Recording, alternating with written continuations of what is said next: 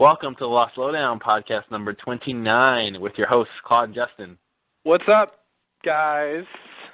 Hey, buddies out there in podcast world. We are talking about Catch-22, episode 317. One of the more boring episodes this season, unfortunately. Perhaps. I think we were all spoiled by that nice little run of episodes that were pretty damn good. And this one is, this one we're at a stop sign, I think. Yeah. Maybe just to pause to catch our breath, and then we'll get back to the action and the intrigue in the next couple episodes leading up to the finale. That's what I'm hoping. Yeah. I think that'll happen. I think that's, what this sets up could be interesting, but unfortunately none of the interesting stuff made it into this episode. Yeah. So... They're like, what can we take out? This episode's too long. What can we take out? Oh, let's take out this interesting scene. Oh, let's take out this interesting plot point. Sometimes I hate it when they do that. When they give you like the tiniest bit of something to where it's not actually interesting, but maybe it will be in the future. Mm-hmm. It's just, I don't know, it's kind of frustrating. It's like, you could have do a little something with it. Come on, guys. I think they tried. But I just think they failed. This episode to me had some of the worst writing, I think, out of any episode ever. Yeah. Some of the character motivations were really weak, and some of the lines were really awful, and just the plot lines in general were just some of the stuff they had the characters doing. I made a list that we'll get to of Claude's list of things he never wanted to see on Lost. And wow. Yes, and there's several things in this episode I never wanted to see, and they did it. And they did it. Wow. Yeah. Wow. But can't wait to so we have Okay. a little bit of a switch up in our little format today. Justin is going to be the one going through the episode scene by scene as of a change of pace, and so we'll see how that goes. I'm really looking forward to just kicking back and going, yeah. The old color really? commentator. Mm-hmm. Exactly. I can't wait to just do that. So and let you do all the work today. All right, sounds good. It'll be interesting, I guess. So whenever you're ready to go, man. Okay. Your show. So, all right, I'll get started. Here we go. This is getting bad, I can tell already. Okay, so we start our show. How do you do this? How do you do this? This is bad already. Oh my God.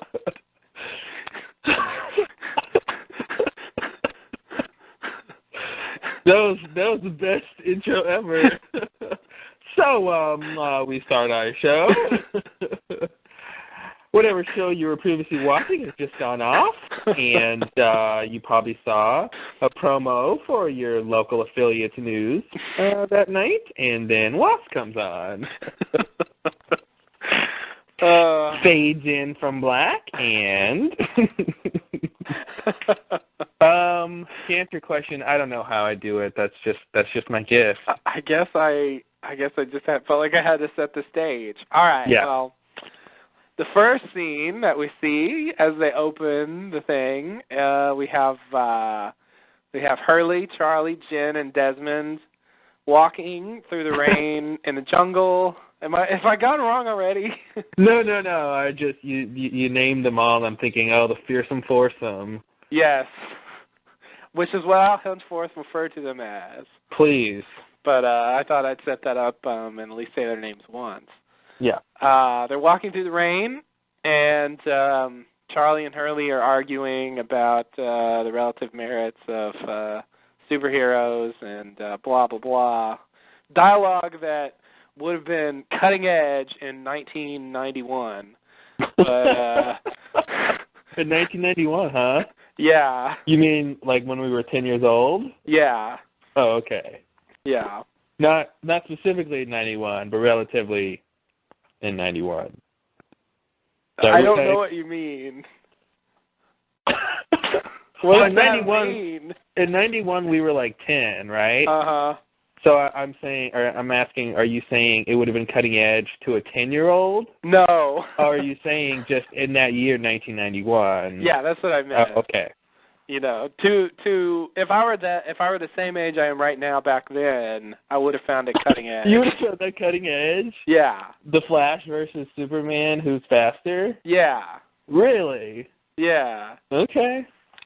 It's like, yeah, I see it as like that kind of like extraneous dialogue where they talk about other shit like that. To me, that was a huge revelation, but it's kind of over now.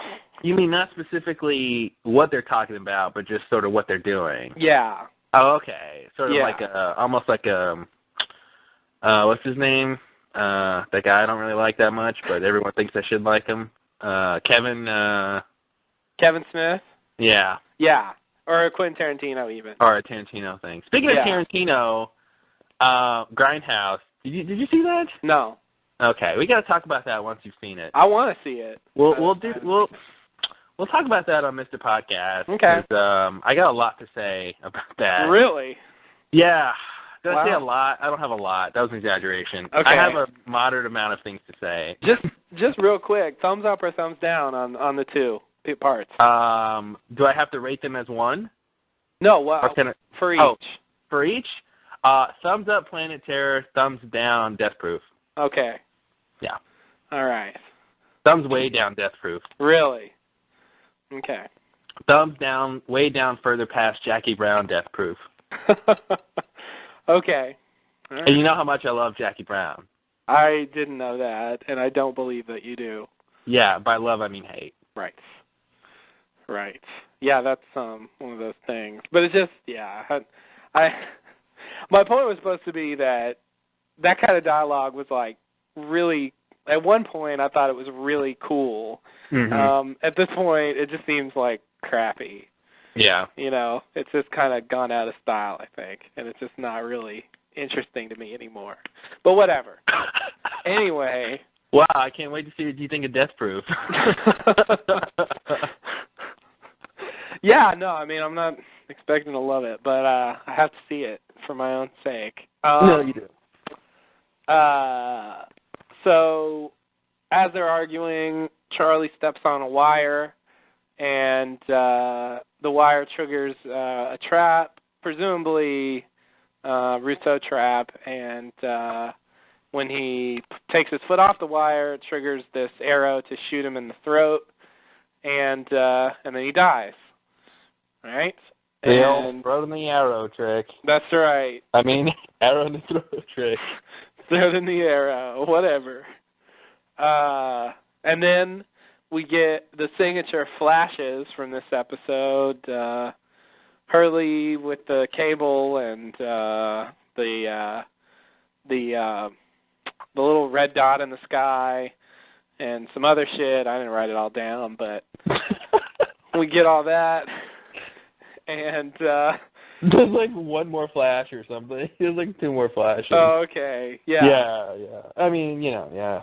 We all saw it, whatever. I think Penny was in there, whatever. Anyway, then we cut to Desmond, and presumably he's this is what he was thinking. He's fishing on the beach, back at the main camp. He looks over and sees Charlie walking around. That's when, if we haven't already, we realized that he was imagining what he just, whatever. It was seeing the future, and so that hasn't occurred yet. All right, and then he goes over and asks Hurley about the wire, the cable in the sand. He wants Hurley to take him there, and he says that someone's coming. And then we get Lost, the title. Lost. Yeah.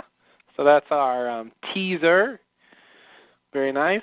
Now, before we move on, can I ask you a very important question? Yeah. Who do you think would win in a foot race, the Flash or Superman? In a foot race? Yeah. See, I don't really know that much about the Flash. The only thing you need to know is that he's faster than Superman. Oh, okay. Hold on. Let me think. Wow.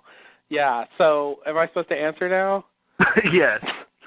Wait. And now you can answer. Okay, the Flash would win. Okay, there you go. And you know, I'm sure every Lost podcaster is having that question put out there. But the simple fact of the matter is, the Flash's main ability is his speed and running, and Superman has a lot of abilities, but running isn't his primary focus. Yeah. I'd put my money on Superman in pretty much any situation, but specifically a foot race. Yeah. You know, and I love that idea when I think Charlie or Hurley, one of them said, why would I guess Charlie said it? Why would Superman agree to a foot race? You know, since he can fly. Yeah. Which is a valid point, but nevertheless, if it is a foot race and those are the rules, then you can't break the rules. Yeah. But right. I think a more pertinent question, which I don't really know the answer to, is who's faster in general, the Flash or Superman when he's flying? Now there's a question. Mhm. Because I think Superman's a lot faster flying than he is running. Definitely. And but the Flash is pretty fast, so. Mhm. Question to ponder. Okay. Yeah, we'll have to think about that one. I think I feel like Superman would be fast on foot, but yeah, it's not his primary ability. He is one of those, like, I can do a lot of stuff guys, so any particular power isn't the ultimate. Mhm. It's all sort of like really good at all this other a bunch of shit. So yeah. So I think I don't know. In general, I have no idea. I mean, I guess I don't comprehend how fast the Flash is supposed to be. And that's weird. Like, is that all the Flash does is run fast? I mean, that's a weird power to have. Like, what are you going to do with that, really? Just, like, run away? Always be on time to stuff. Oh, okay. I'm not a big Flash fan, so I don't know a lot about him. Hurley did mention the fact that he can sort of vibrate, which I think is a more recent Flash power that he can sort of like. I think the idea is, he can, like, his molecules move so fast that they sort of can phase through matter, which sort of helps him. If he's running in a straight line or whatever, he doesn't have to go around buildings. He can just sort of go right through them. Yeah. So I don't know. I don't know what else he's got. I think that's it. I think, and I mean, he's probably fairly strong. Mhm. But not probably like super strong. And I don't know. Okay. That's all I know. Interesting. Yeah, I don't know anything about it. Oh, here's something. I just looked it up. Okay. All incarnations of the Flash can move, think, and react at superhuman speeds. That's cool. I didn't know that. So you can think at superhuman speeds and react at superhuman speeds. Okay. Fair enough. And all possess an aura that prevents air friction from affecting their bodies and clothes while moving. So goodbye, physics. We just wrote our way around that one. It's been fun, but we found someone new. Oh, physics and inertia and air friction. Oh, that's not a problem. He has an aura that prevents that. I love it. Wow. Anyway, so that's the Flash. I think there's other stuff, but nothing too crazy. It's the Flash. I prevented physics. Yeah, oops. The laws of physics don't exist when it comes to me. Wow. Is there a Flash movie, like a recent one? Do you know? No, they haven't made a big budget Flash movie recently. They haven't. I thought there might have been. I guess. I think it's because I think it's just because there's not a lot to do with the Flash. Yeah, that's kind of what I was thinking. Seems like a weird thing. Yeah, it just doesn't seem very good for fighting bad guys. Seems like it's good for, like, other shit. So, anyway. Yeah. All right. Well, what's not, I guess I got to do these now. What's not the Flash being good at stuff is the next scene. I hope my segues don't sound like that. We go into a flashback. We have Desmond in his little cell or room in the the Abbey, reading the Bible.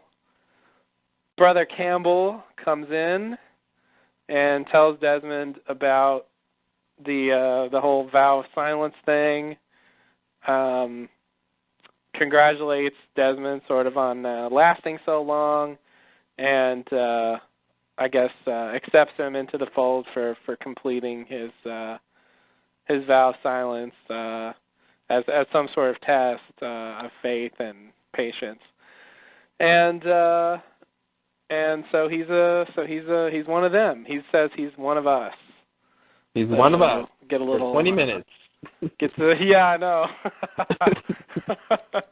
Desmond, my boy, you are the best monk I've ever seen until later today when I will find you drinking. Yeah, interesting. So yeah, we get a little episode title reference, and that's about it for that scene. What are you going to do with that, right? Nothing. Okay, we go back to the islands. Desmond asks Jack for the first aid kit, and he gives it to him after a little prodding. Yeah. Jack tries to sort of, I don't know, coax something out of him, and it doesn't quite work. He questions Hurley, and Hurley does his usual really bad at lying routine. Yeah, I thought his little excuse about having a sprained ankle was really, I don't know, really weird, because I mean, if you have a true sprained ankle, you're not really walking on it, right? And if you're out walking on it, won't it hurt? Yeah, I guess. And he just, he was just like walking around. He walked up to Jack. I mean, I didn't notice any limp or pretend limp or anything. And he's like, "Oh yeah, I sprained my ankle." Mhm. I mean, I guess it's supposed to just be a very mild sprain or something, but yeah, it is. When I watched it again, it got me wondering if that was a reference to the first time Jack and Desmond met at the stadium, because I think Jack like hurt himself, like maybe he sprained his ankle. Like I thought maybe that's what they were referring to, but I don't remember. So well, I think he did. They did bring up that reference when Jack says, "Do you want me to take a look at it?" And Desmond said something about having sprained his ankle before or something like that. And Jack was like, "Oh yeah," which refers to the fact they met when they were running, and Desmond did a lot of running. Yeah. I don't know if his first comment about "I've got a sprained ankle" is supposed to reference that or not. I don't know. No, but like that, yeah. The second part, yeah. It was that part. Yeah, it was the second part. Where he says, "I take my share of ankles," and Jack says, "Right." Yeah, that part. I didn't catch that the first time, so yeah, I wanted to point that out. Glad I did. Okay, next, Hurley asks Desmond for an explanation for what he's doing. Desmond tries to explain the flashes, and then he says that he's trying to make the thing happen, as opposed to what's happened in the past where, whatever he sees, pretty much Charlie dying, he tries to prevent. In this case, what he's seeing, he wants to happen. Mm-hmm. So, can I interject here? I'd like to do a little segment real quick that I like to call Claude's writing tip. Okay. And this is tip number 24. Just made that number up. Why start at 1? Why start at 1? I mean, I've given writing tips. I've given sort of writing tips before, but not formally. So I was this little scene we're talking about here between Hurley and Desmond. It basically illustrated a thing that they do on Lost a lot of the time. I mean, most network TV shows sort of do this, but Lost does this a lot. Basically, it's the idea that if you want the audience to get some information, but it's not information that the character is going to normally be willing to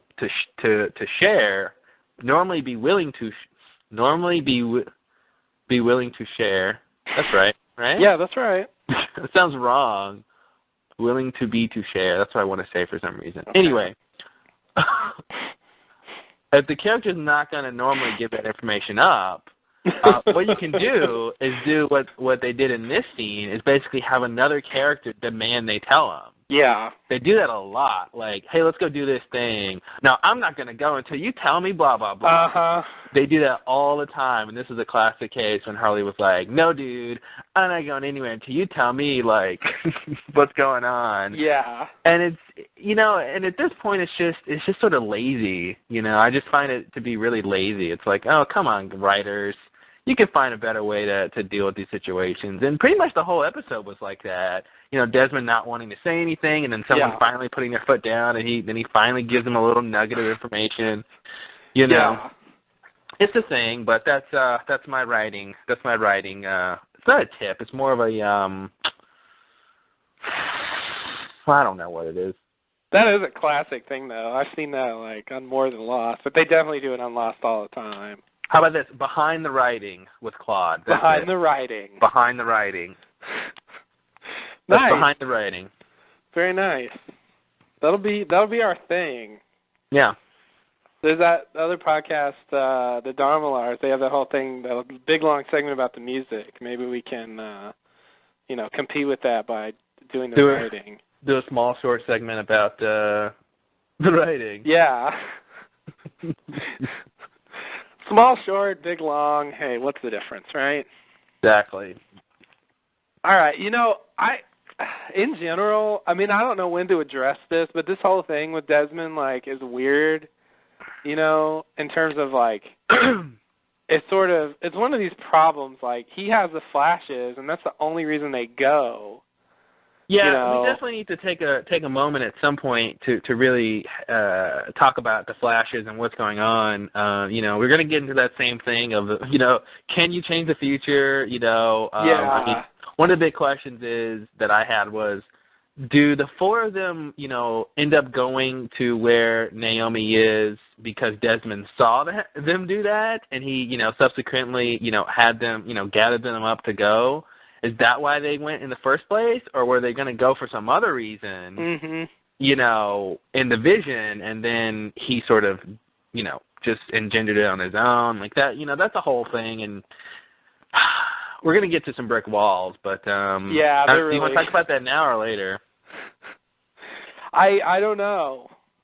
I guess let's save it. Maybe later, yeah. Yeah, I guess let's save it. Okay. There's something very Minority Report about this whole thing, Yeah. The only reason Tom Cruise written all over it. Yeah, like you get into a situation because of having knowledge about the future, and it's like, but how did that future, happen? Like, with since the fact that you're knowing the future depended on that happening. I mean, it's a very weird situation. So, because it seems like, if you hadn't known about the future, then that wouldn't have happened. So, that future seeing machine is weird. It's like self-fulfilling prophecy kind of thing, where the only reason it predicts the future is because it shows you the future and you do it.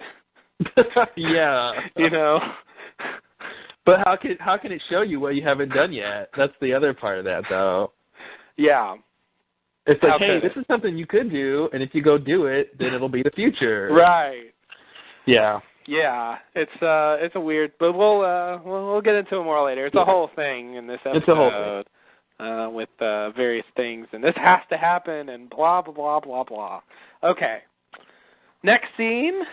Sawyer goes to talk to Kate. She's changing. Boy, does he. Tee-hee.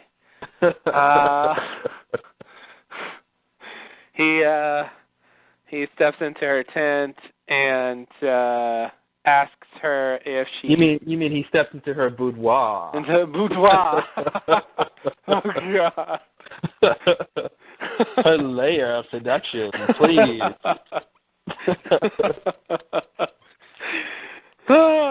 That's a good one. Boudoir. Kind of love that. You can't do anything in a boudoir but seduce people. Exactly. No one's ever paying taxes in their boudoir. No. No. Leg lifts? No. Yeah. Never. I'm going to go to my boudoir and cut my toenails. Mm-hmm. No. No, sir. Not possible. Oh, God. Yeah, so anyway, he steps in and, oh, God. It's just such a, I don't know what they're doing. But he asks Kate if she told Jack about the whole sex thing, them having sex thing, and it's not the way he puts it, though. And she... Thanks for clarifying. Right. You tell Jack about the whole you and me sex thing. So she tells him no, but he knows because of the cameras, and I thought you said the cameras are broken. I don't even remember that, but whatever. Maybe she said that.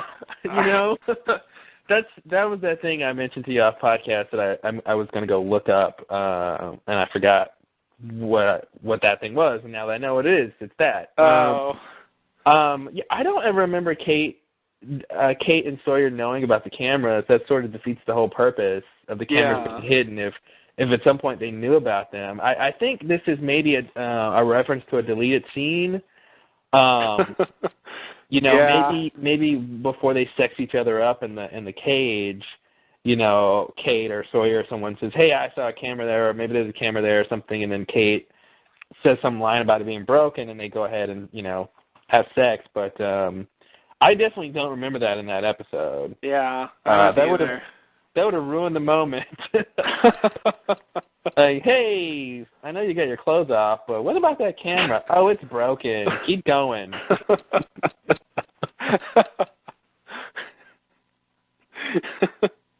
Oh, don't stop now. It's broken. Don't worry about it. But the light's blinking. Oh, shut up. Oh, shut up. You talk too much. Look this way.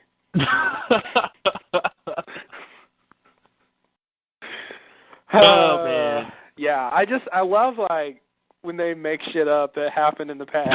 Yeah, right. It's, like, hilarious to me. Oh, God.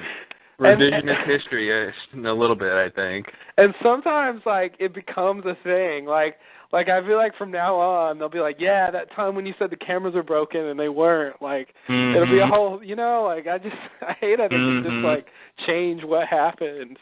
It's frustrating. Maybe it is a deleted scene, though. Maybe the conversation occurred before the sex or something, like, not so close to it where it doesn't seem so crappy. It would definitely, it would have to have been hopefully way before the sex scene. Yeah. Because that was just not the time to bring up the cameras. I could see them like about to, they're getting into it, and then like somebody remembers that the cameras are there. Yeah. And then I could see Kate Kate's the one who claims they were broken. It was broken, but I don't even know why she would think it was broken unless they're referencing the Alex thing when Alex broke the camera, which of course was way later. Yeah, that was not till they left, I think. That was in Jack's episode. I don't know if the writers are referencing a deleted scene, referencing something that they just pull out of their ass, or referencing the Alex thing and it's just out of, continuity. Forgetting the fact that she did that way later. Mm-hmm. Yeah, and it's like they weren't even around when she did that. I mean, it was Jack, like... Oh, God. I thought you said the cameras were broken or going to be broken in the future. Oh, I'm having flashes. I've got flashes of the future. I should talk to Desmond. And I'm British now. That's what happened. That's what happened. Whenever you see the future and get clairvoyant, you become a little more European. A little more British. Yeah. You never know a lot more British. Yeah, I never know which British it's going to be. Is it going to be Scottish or Irish? Who knows? A little English, maybe? Yeah. Mm-hmm. Hello, my name is Kate Austin. Oh, I'm from Iowa. Yeah. We'll buy that one. Oh, shit. Okay.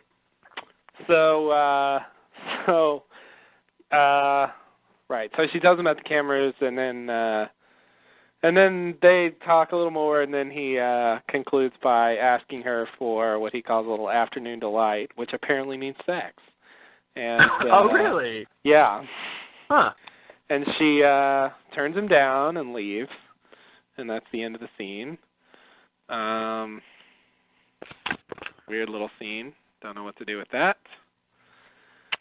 Next scene, we have Desmond telling Hurley that Jen has to come. They're talking and observing Jen from afar.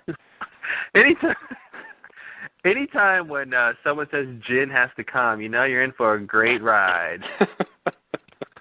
Oh, Jen's going to be in this one? Oh, what a great plot line this is going to be. Oh, yeah, you know, he's trying to be around. I don't know. He is. He gets credit for trying, you know. It's just, oh, Jen. I like the sad, brooding, evil, mad Jen of season 1. Oh, yeah, he's definitely lightened up a lot. Mm-hmm. Sad, brooding season 1 Jen would have never gone on this trip. He would have stayed home and sulked.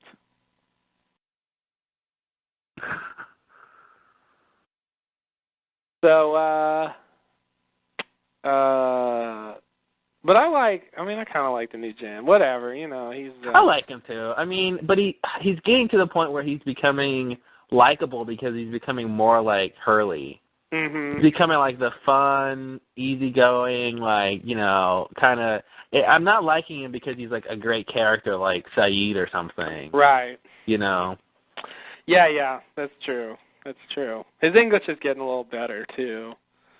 What they need to do is stumble across like some sort of Dharma layer or documents or something that's in Korean, and so Jen can like be of use and like you can go, yay, glad Jen was here. But they really should use Sun because she'd be a lot better at translating to English. No, but Sun's dead. Oh, okay. And see, we feel sad for Jen and like him even more because his wife is dead. Oh, okay.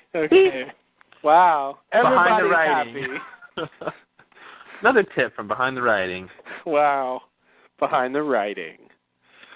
Okay, so, and then Hurley asks Jen to go on the trip, and Jen agrees.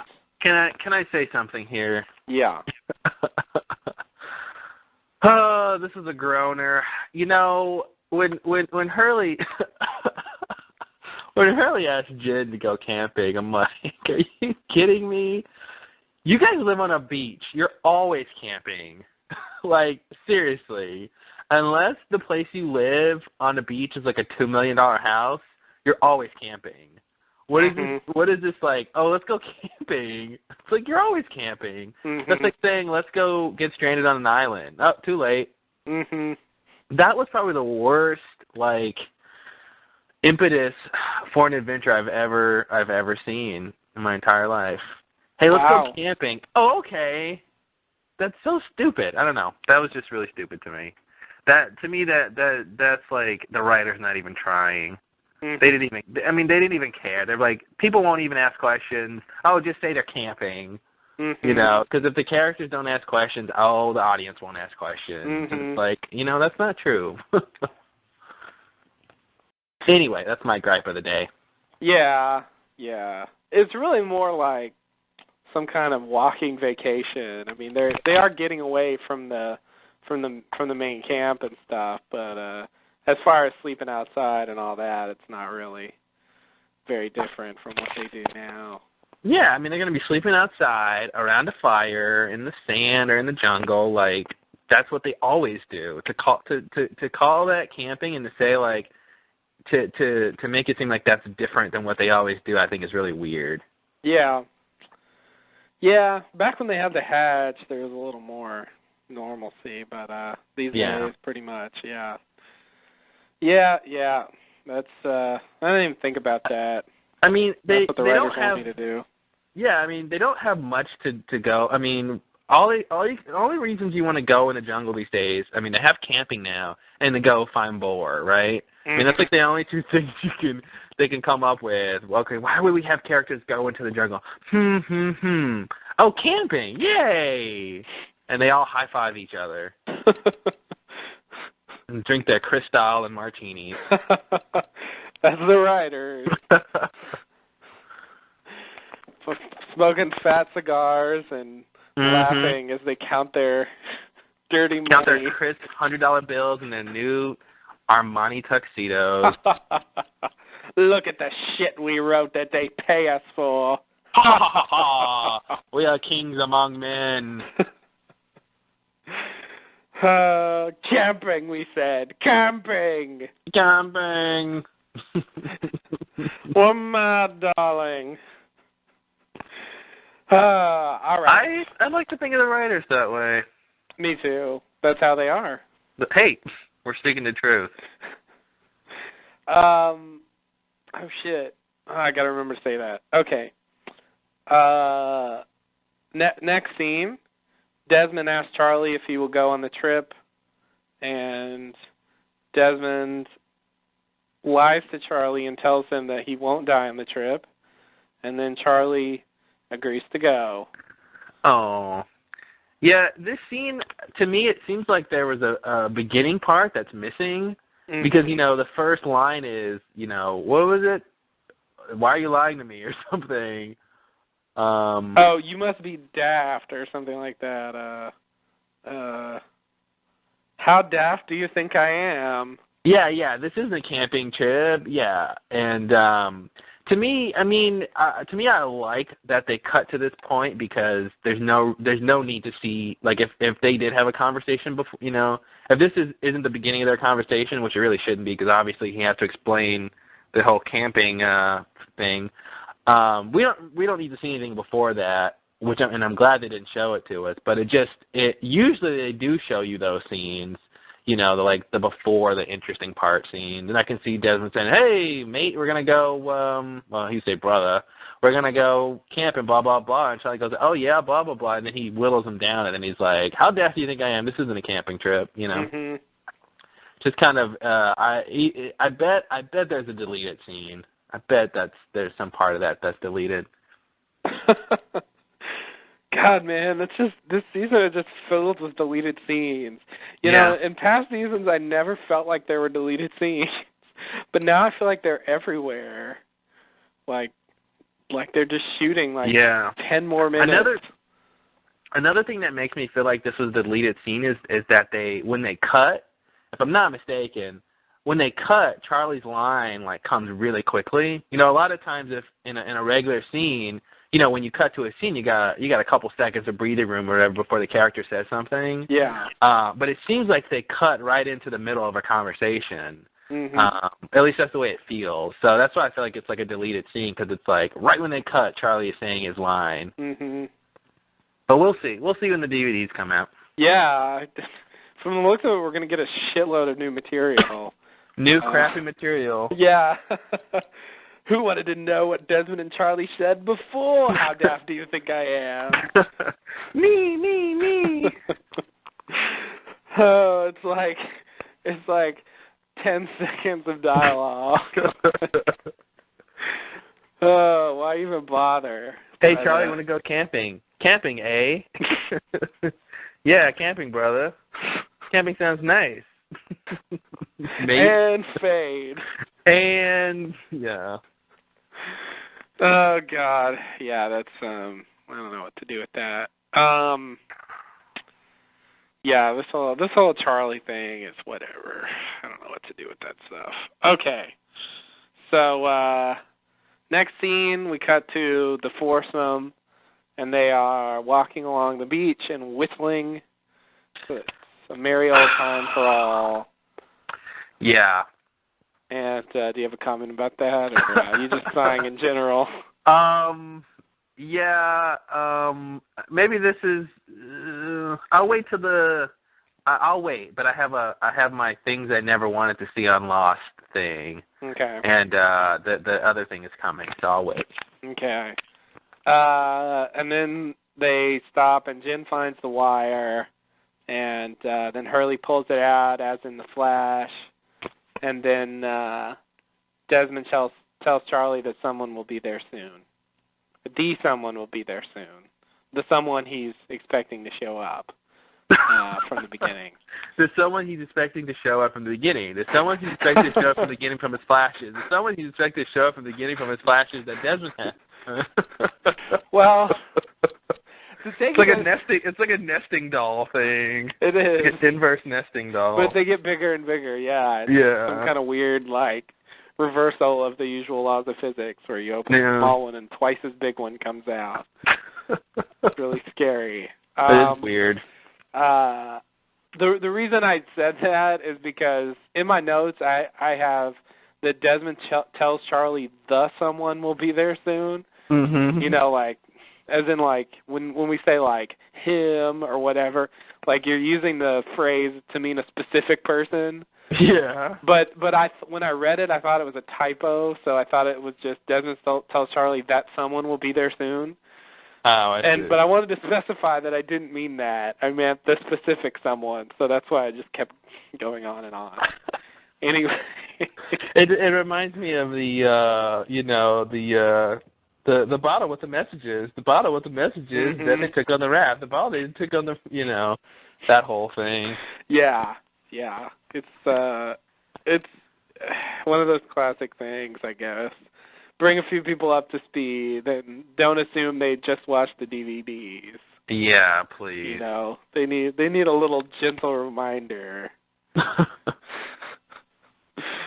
For those who are watching the show while cooking. The guy I saw from the Pearl Station, the guy we saw on the Pearl Station when we went to follow Echo and go look for Jack and blah, blah, blah. The guy we saw on the Pearl Station when Apollo was in the bathroom getting his drugs? Mm-hmm. Or no, it was drugs. diamonds. I don't know what that guy's doing. It could have been drugs. It could have been drugs. It was just such a like MacGuffin. Yeah, it was totally like meaningless what they were. But yeah, that's one of those things you just have to do sometimes, or don't have to, but do. It would have been cool if they were something related to like what's going on the island, like some sort of like seemingly innocuous, but like something like diamonds that are like expensive, but they have I don't know what, but they could have some sort of other use that relates to what's going on, Yeah. Like if they were like black and white, like the stones next to Adam and Eve or something. Mm-hmm. Something like a little bit more interesting than just like some plain diamonds. Wow. Instead of sitting in the bottom of a grave. Right. Yeah, I agree. That would have been nice. But well, I think they just wanted to get rid of them and they just didn't care. Diamonds, whatever. Something crappy. I think they put a lot of time and attention into writing that storyline. Thank you very much. Okay. And by a lot, I mean 5 minutes. That is a lot. That is a lot these days. Lost. Okay. Next scene is a flashback. We have Brother Campbell and Brother Desmond boxing the monk wine. I like that monk wine. Who wants some monk wine? Did this monk wine taste good? Yikes. Sounds gross when you say it like that. But, yeah. Monk wine. I'm being a little pithy, I think, in my descriptions here. So I called it monk wine. I really didn't know the monks made wine, but apparently they do, or some do. Not all. I don't mean to demean any monasteries out there who don't make wine, but but you should. Why aren't you making wine, monasteries who don't make wine? You think you're too good to make wine? People like wine. Maybe that's why people don't like your monastery, because you don't make wine. Point to ponder.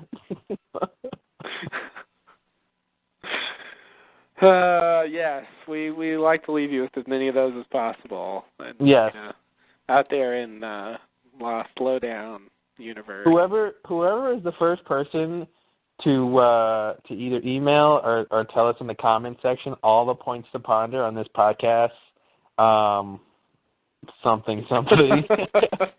Oh, you got the contest, but no prize. I wasn't quite prepared to offer a prize. You get brownie points. Brownie points. Great. Which, ironically, are not good in exchange for brownies. Shit. I tried. I did too. I had like 1,000 brownie points and went to the store. You can't buy brownies with brownie points. What can you buy with brownie points? Fruit Loops. Believe it or not. I got a whole box of Fruit Loops. One box for 1,000 brownie points? I know, right? Man, what a fucking rip-off. It's a rip-off. It's a racket. Shit. Kellogg, dude. Kellogg. Yeah, Kellogg's, Girl Scouts. It's all a conspiracy. It is.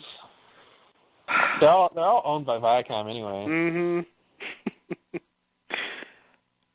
Does Viacom even exist anymore? Oh, that's what they want you to do, doubt their existence. The greatest trick Viacom ever pulled.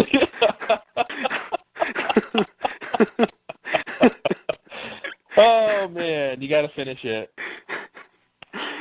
Was convincing the world they didn't exist. Oh, that's awesome. Quote of the day. All right, I think we should end the podcast now. It's not going to get better than that. No, that's it, huh? That's the highlight of the podcast. It has nothing to do with Lost either.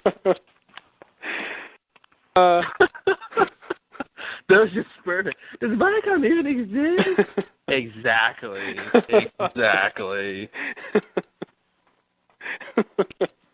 I think it's just a legend to scare people. It's something you tell your kids late at night to get them to go to bed and eat their vegetables. You better be good. Viacom's gonna get you. Viacom's gonna buy your small company out. You'll be part of the Viacom conglomerate. No, Mommy, no. No, please. What about free enterprise? Small business is good for the economy. How we're not getting paid for this podcast, I'll never know. Comedy gold. Whatever that means. Comedy gold. Comedy gold. If Golden gold comedy. Yeah. Maybe it sounds better if I flip it. Golden comedy. Yeah, okay. A little better. Okay, so right, back to something a lot less interesting. I think it was the monk wine that set us on that journey. Monk wine, you're right. The monk wine was the precursor. All right, so Desmond says that the wine has a strange name, or he thinks the wine is strangely named. I just rephrased what I said. I don't know why I did that. And because it's called Mariah something wine. I didn't write down the full name. Like Mariah Vineyards or something like that. And Mariah... was it? What? Okay. I thought it was like monastery or something. I don't remember, though. Those vineyards. Oh, maybe, yeah. Should I look? What do you say? What do you say? Let's see. I don't care. Oh, you don't care? I don't care. Yeah, it doesn't say here in the thing. And who cares? I think it's that. It's Mariah something. Anyway, and then he says that's weird because that's where God asked Abraham to sacrifice his son, and then Desmond and Campbell have a little debate about God's rationale in that story, and with Desmond sort of questioning it and Campbell defending it like a monk should, and then to interrupt their theological discussion, Derek comes in and punches Desmond in the face. Oh, and, Derek. Yeah, I know, Derek. And then he apologizes and leaves, and that's the end of that scene. Don't know what to do with that. I guess it's a setup scene. Yeah. Setting up the wine and setting up the Desmond and setting up the Derek sister subplot. Mm-hmm. God, man, how they do that shit? They fucking writing is such a I don't know. such a formulaic. Yeah, formulaic. That's the word. That's the word. Writing is based in very logical rules and situations that subconsciously and consciously people expect, and that's how you know. I mean, that's the thing. Like that whole thing, like some random guy comes in and punches Desmond, you instantly want to know what's going on. Yeah. It totally changes the scene. It changes the flow of the story, and you totally want to know what's going on, and they leave you at that cliffhanger, and it's a writing thing. Yeah. It really is, and it's just, and they get a lot of mileage out of this wine. That there's 2 scenes later that depend on it, and you don't want to just like have it appear all of a sudden. Like there's Desmond getting drunk on the wine. Like you sort of introduce it in this scene, and then it comes in later. It just kind of works better that way. And it's so like obvious when you know what they're doing.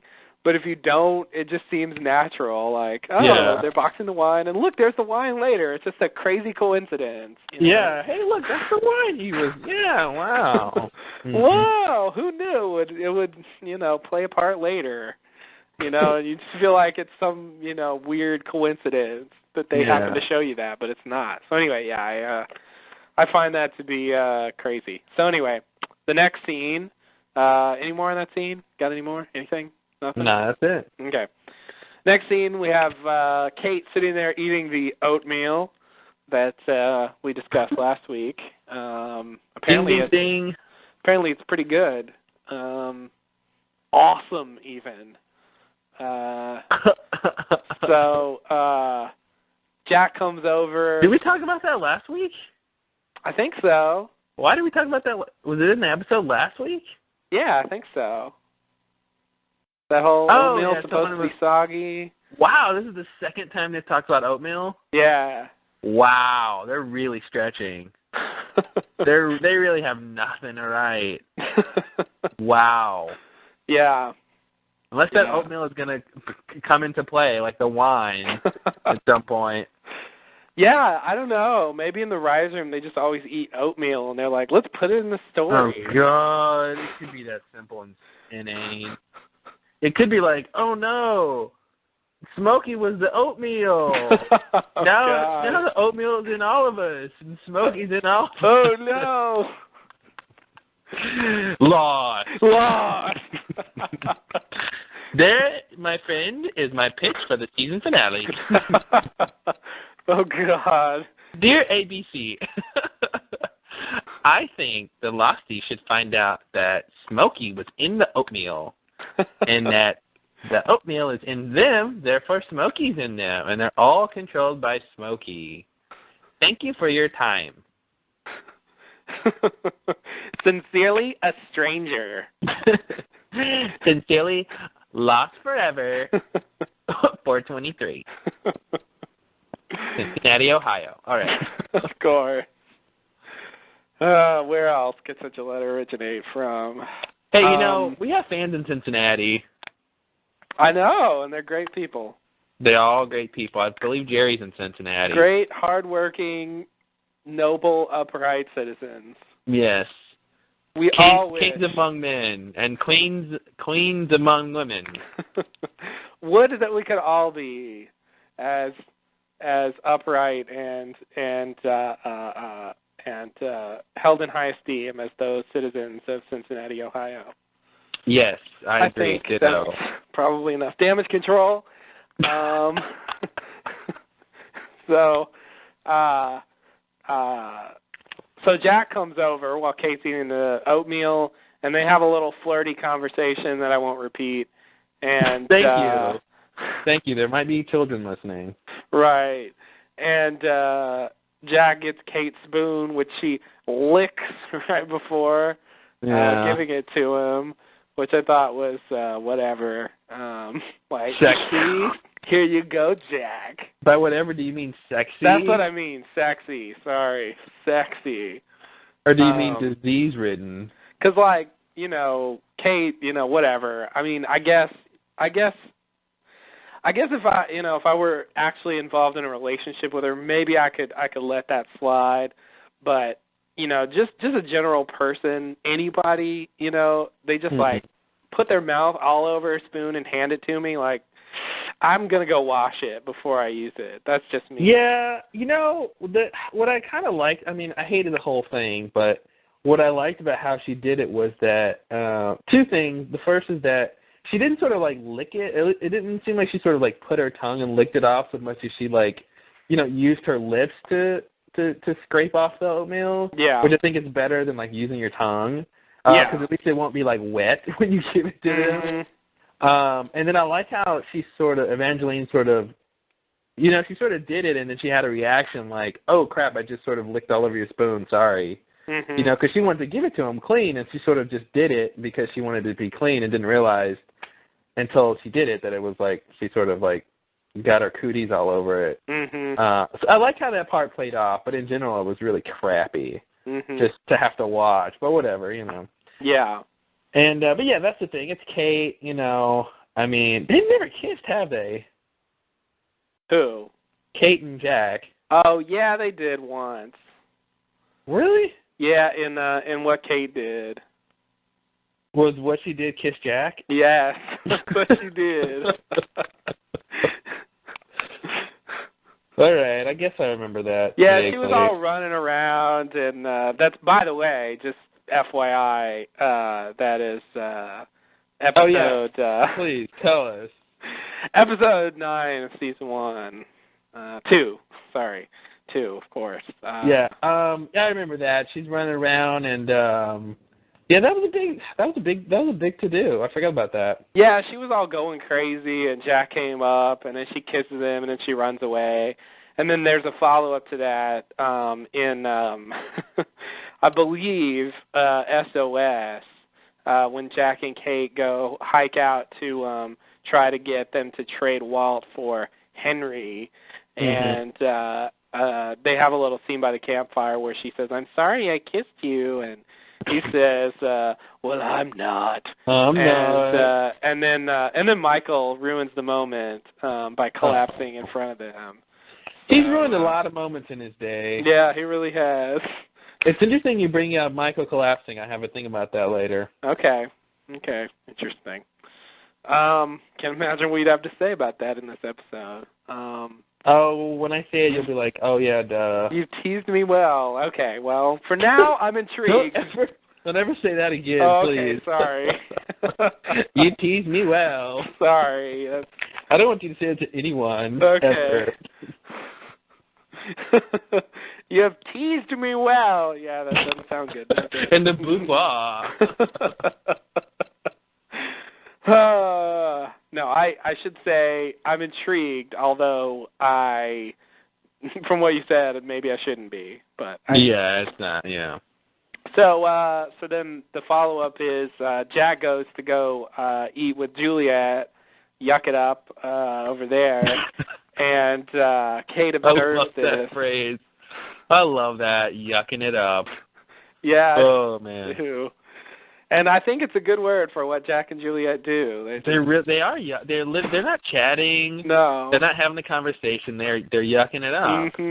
Yeah. It's a very specific thing, the yuck.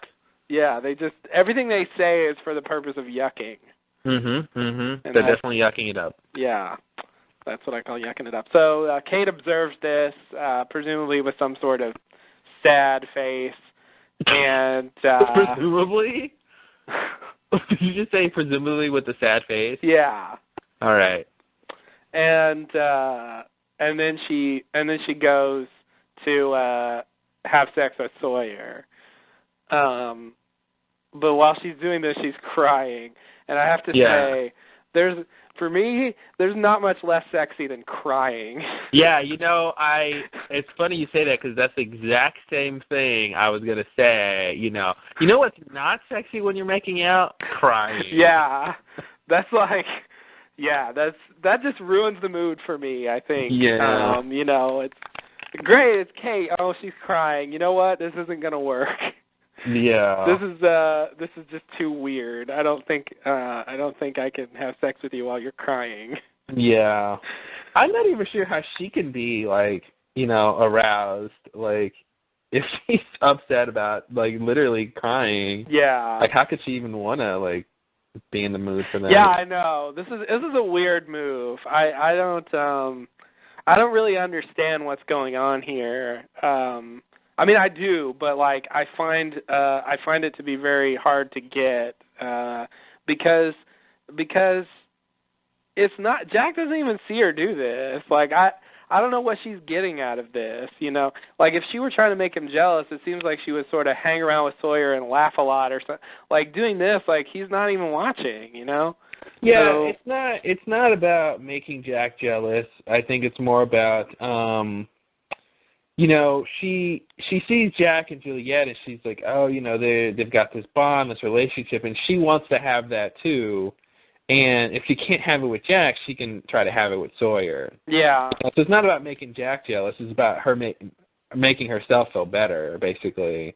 And I, you know, the crying thing, you know, having sex and then, you know, and then crying, like it works well for the emotion of it. You know, it's interesting to watch on screen. It's very sort of cinematic, but when you think about it, it just doesn't really make sense. You know.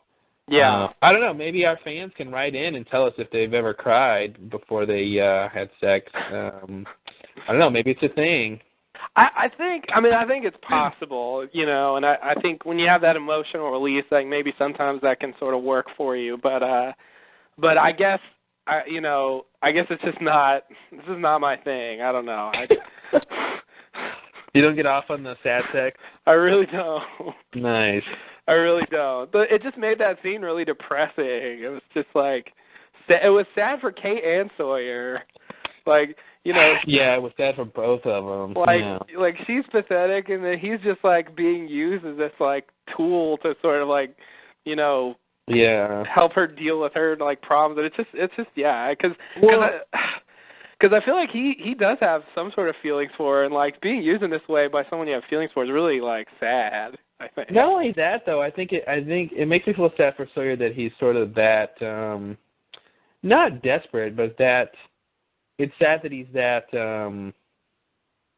what's the word, vulnerable to Kate, you know. Yeah. That he would sort of, you know, have sex with her even though she's crying and not probably in a place to have sex, but right. rationally or whatever. But so it's not only that he's being used, but that he just has to be in that position where he's like, she's crying, but that's okay. Yeah. You know, and he's in a position where he's able to be used. Yeah. And he's sort of unable to resist that, I guess. Yeah. Yeah, so anyway, that's a weird thing. Hopefully thing. she stopped crying. Like, let's hope so. I felt like, you know, she was sort of on the tail end of crying when she first came in there, you know. Yeah.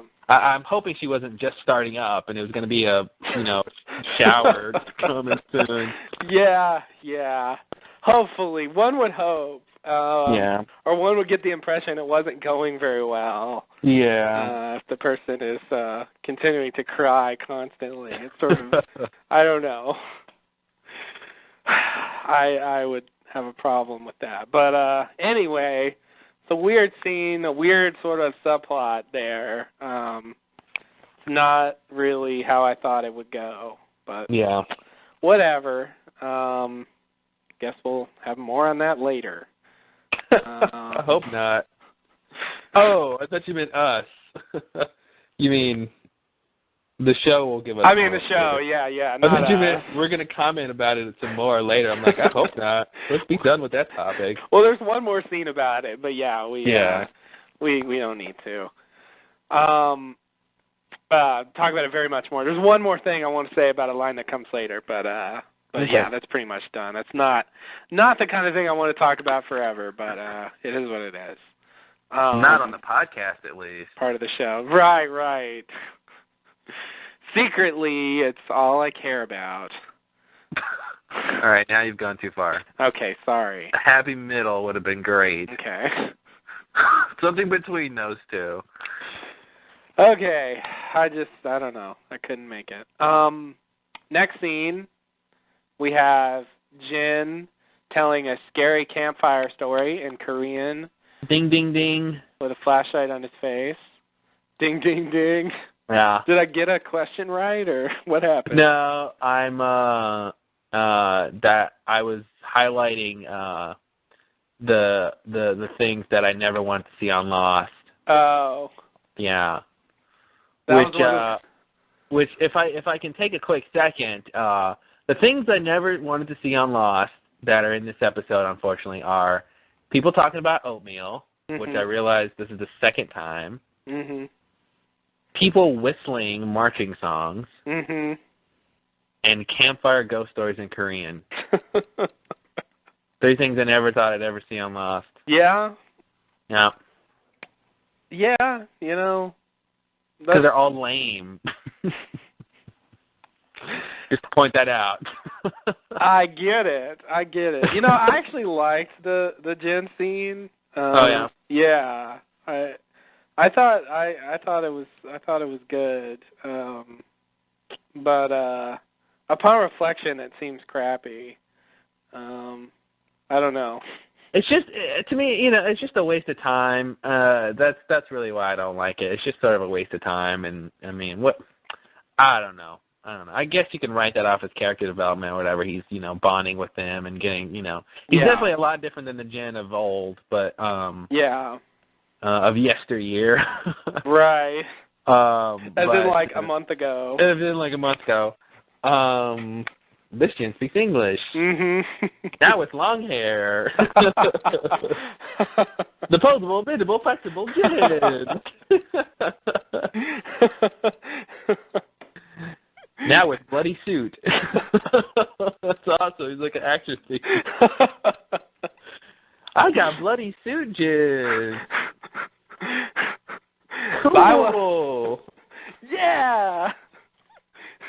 I got Overprotective Season 1 Jen.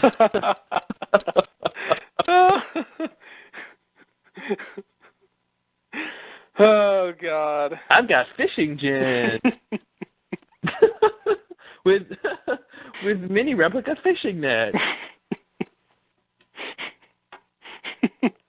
Then you got the campfire Jen with long hair and flashlight. Wow. That's all you need. He's got a whole array of characters. Very nice. From Hasbro, of course. From Hasbro, yeah. That's what they do.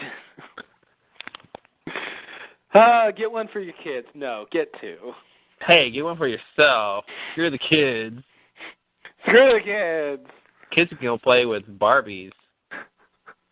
You know, action figures were always weird to me. I never knew what to do with them. They were just there. You know, like, I don't know what to do with you guys.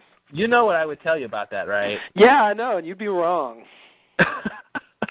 Do you really know what I would say? Because I think you know what I would say about what your. It's very fitting that you said that about action figures. I do. Yeah, because I was the exact opposite. Yeah. Wow. Anyway. Yeah, never got into that. It was like, okay, here they are. They're not doing anything. I spent hours and hours and hours playing with action figures, and like, you know what the coolest thing was? I had some Star Trek action figures. I had Picard and LaForge and Worf, and I think I had Deanna Troi. There were all these next generation action figures, and I would go in my room and I would like set up like it would be like everything was pretty much like an away mission because I didn't have a model of the bridge. But my room would be like some planet, and they would like find stuff, and like it was pretty sad, but I have fun. I mean, that's what you're supposed to do. Yeah. But like, I just sort of had these things, and I would like take them out and set them up, and then they'd be like standing there, and I'm like, okay, now what? They're just like standing there. I don't know what to do. Yeah. Like it was just like, I'm supposed to like make up shit for them to do? Like, what am I? Do I look like a writer? Like, I don't know what they're doing. What am I, a TV show? Yeah, I don't know. I just couldn't do anything with that. It was just Wow.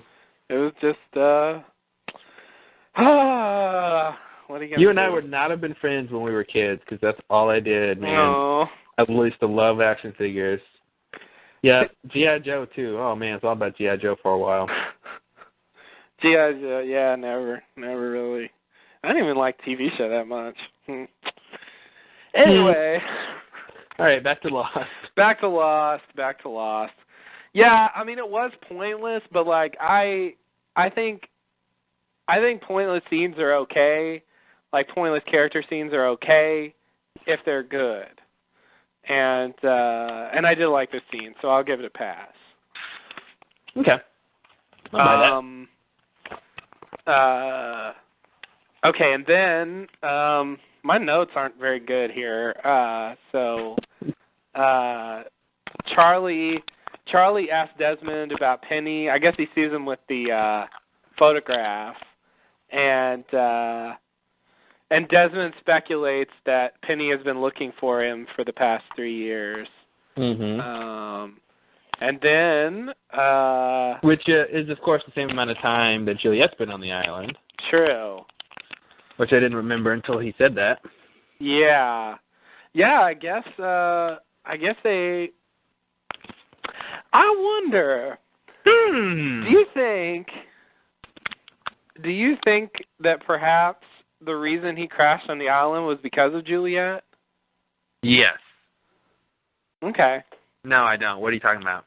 Well, if they got there at the same time, like maybe whatever they had to do to get through, like get Juliet through, do you think maybe that caught Desmond?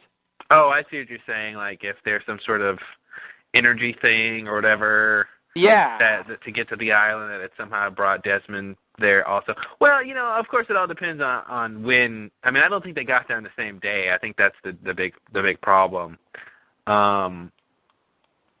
So I think I would have guessed that they're several months apart from when they landed on the island. I don't think they got there the same day. Okay. I have no idea on the days, but yeah, I mean I don't think we could say for sure either way, but that will be my mildly crackpot theory of the week. Okay. I kind of like that idea a little bit.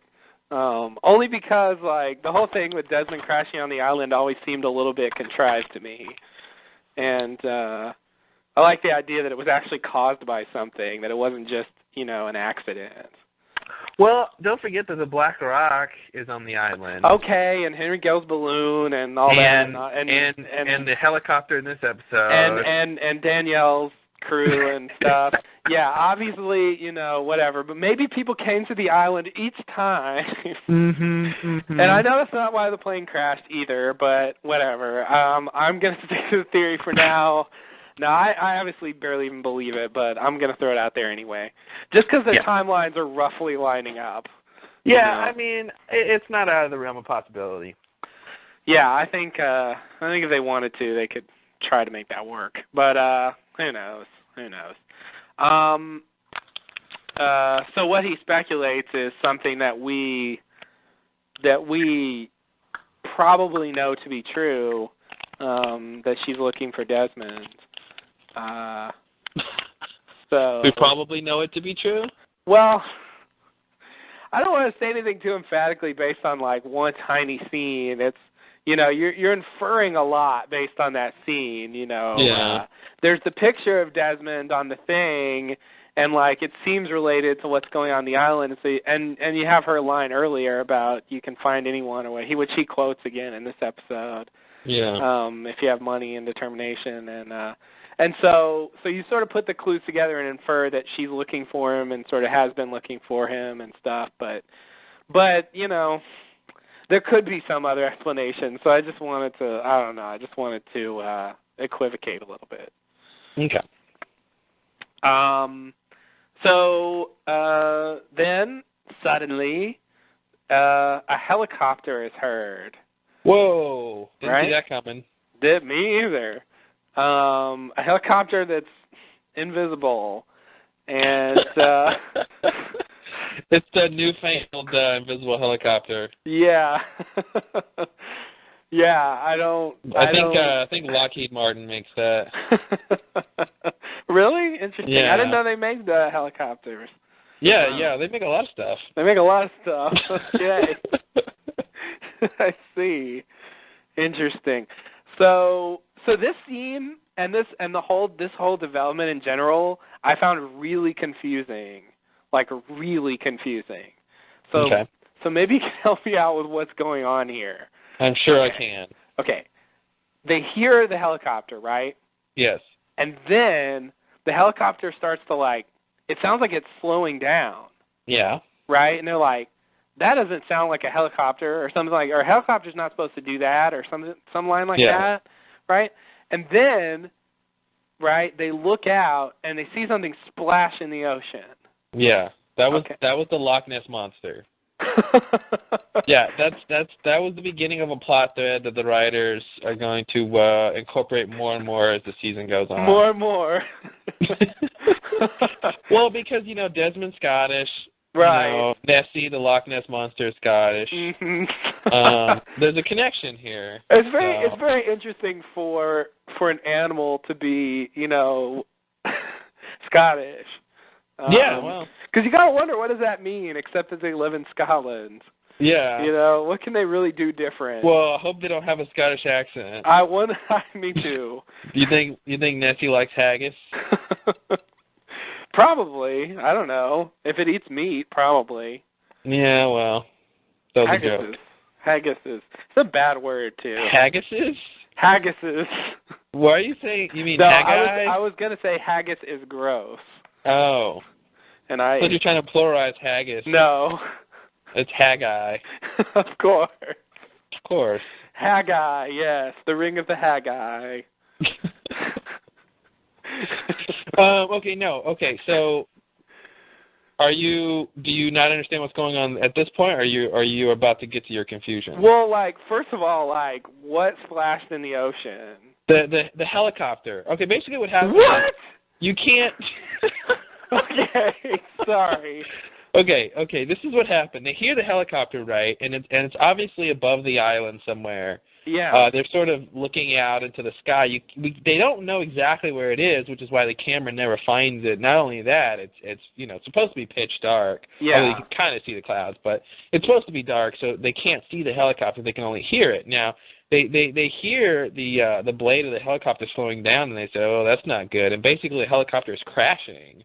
And then it eventually crashes into the ocean. And then they say, oh, well, we need to go out there. And, of course, there's no way they can go out there. They don't have a boat. It's really far, and it's dark. How are you going to swim in the dark like that? So they can't go out there, but it doesn't matter because they see the flashing red beacon of the person who parachuted out. So the splash is the helicopter. That's why it was such a big splash for how far out it was. I thought it was a little splash. It didn't look that big. But it looked like a crashing really far. helicopter. It was really far in the distance, though. So that means it was a big splash. Okay. It was, you know what I mean? Like, it was small. If it's small far away, then that means it's really big when it's close up. Claude's law of inverse distance appearance. Hey, it's a law of physics. What can I tell you? Yeah, no, I understand. I just think you should have a law named after you for that observation. Hey, I think I should. I think someone else probably came up with that first, but I'll take it. Probably. It just looked like a little bloop to me. It didn't have the appearance of a helicopter crashing. Yeah. I didn't see any of the helicopter. All I saw was the splash. I think the problem is, I think what they did was use the fact that it was night to get around having to do any actual helicopter visuals.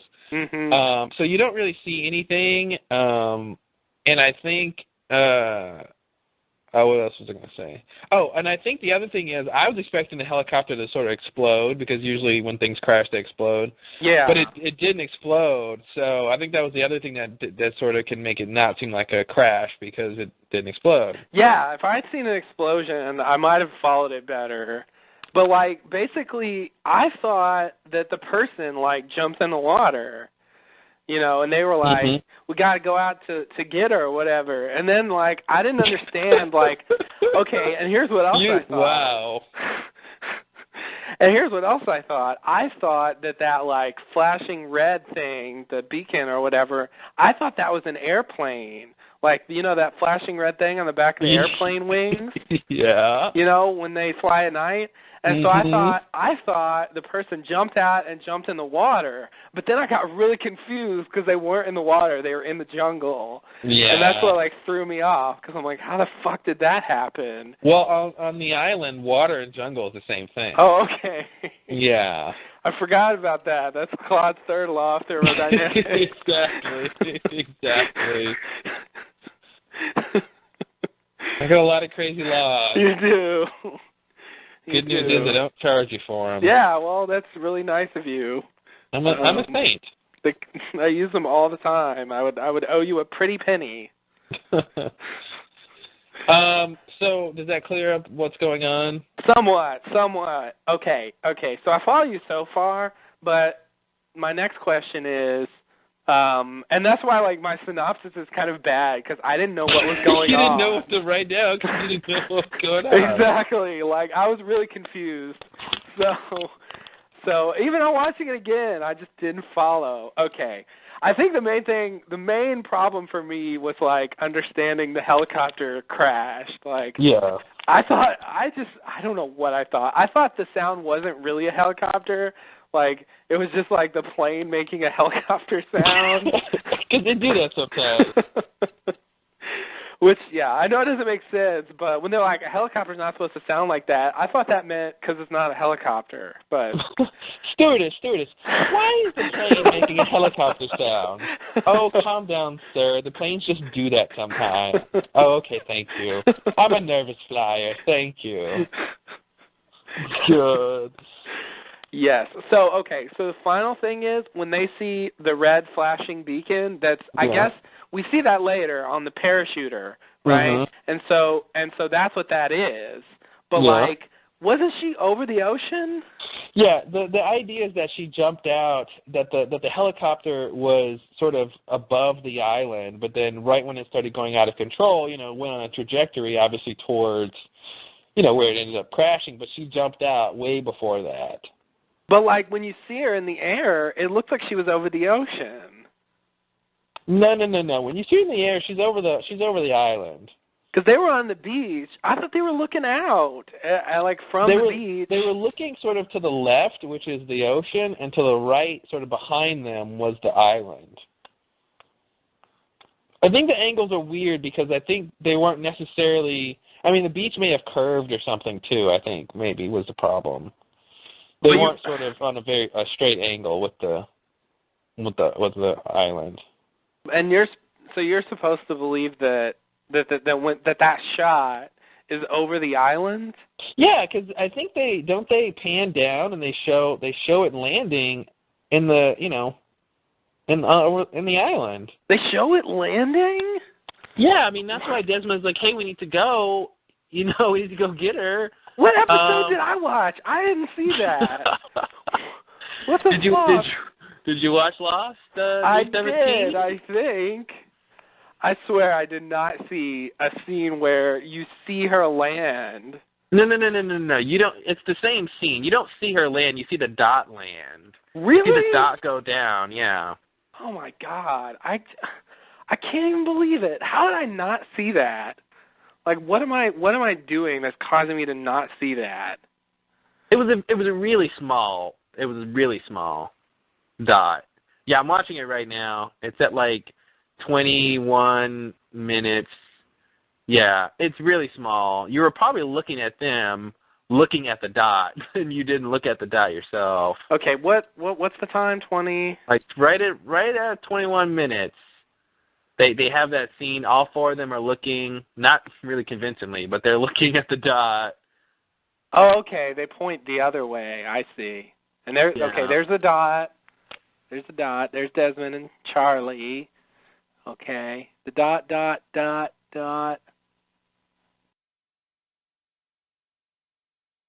And that's it? Wow, it didn't get all the way down, but I see what you mean. You do see the island. Yeah, God, I don't know what. I guess like I was so focused on the dot that I wasn't even looking at what was below it, and I just assumed it was the ocean. But they do turn the other way. I was just being extremely unobservant, and that's why I got really. And plus, like the whole helicopter thing, I was getting. You were still reeling from the helicopter fiasco. Yeah. Yeah, I think that's what happened. Like, I was still trying to figure out what was going on, and then they're seeing more shit that I didn't understand. And so, yeah, my mind just tried to put it together, and that's where I came up with my airplane theory. Because I really thought, like, when they saw that dot that it was, like, heading out, like, flying away. Like, I just completely perceived it wrong. You didn't think the airplane was falling down. You thought it was heading away? Yeah. Even though the dot wasn't getting smaller? Well, because of course that's one of my theories of thermodynamics. You're right. Thermodynamics, the third law. The dot should have gotten smaller as it went out.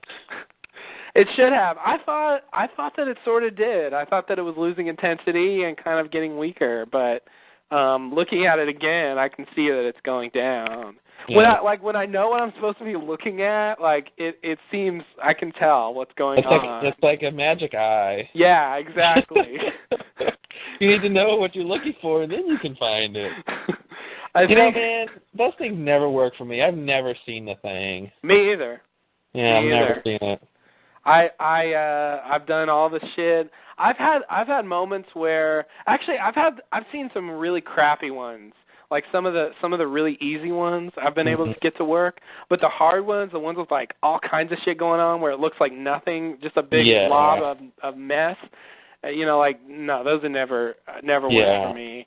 Like I've had moments where I feel like I'm on the verge of making it work, but I can never actually do it. Yeah, I feel like they don't actually show you anything, and it's just some sort of like psychological phenomenon that everyone sort of thinks they see stuff because they're like, you're supposed to see a rabbit. Oh, I see a rabbit. And you really don't see a rabbit. You just think you see a rabbit because you're told you're supposed to see a rabbit. I like to believe that because I never see the rabbit.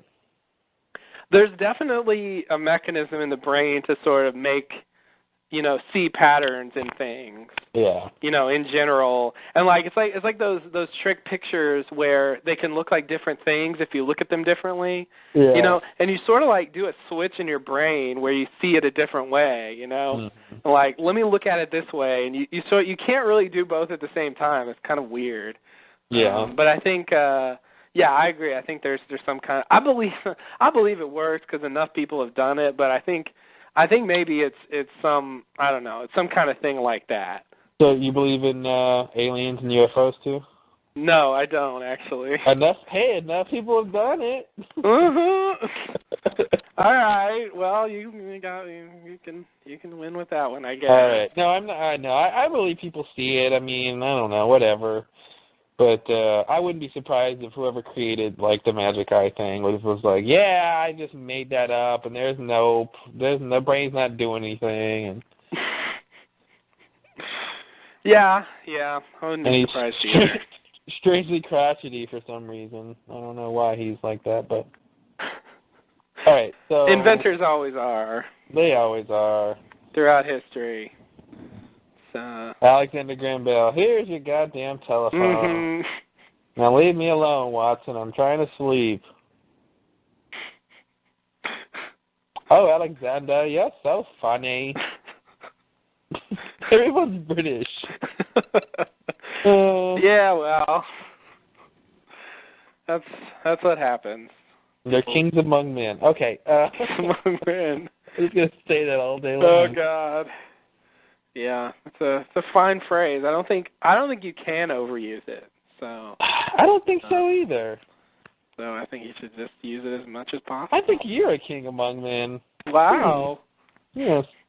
I think we're all kings among men. Kings among men. We're the men. That's what kings I among men we are all. Okay, so we just discussed this scene at length in detail. This whole helicopter, I guess the helicopter, okay, so what happens is, I can't read this from my notes, the helicopter crashes, and the pilot ejects or jumps out or whatever, and parachutes down. They turn over and see them parachuting down.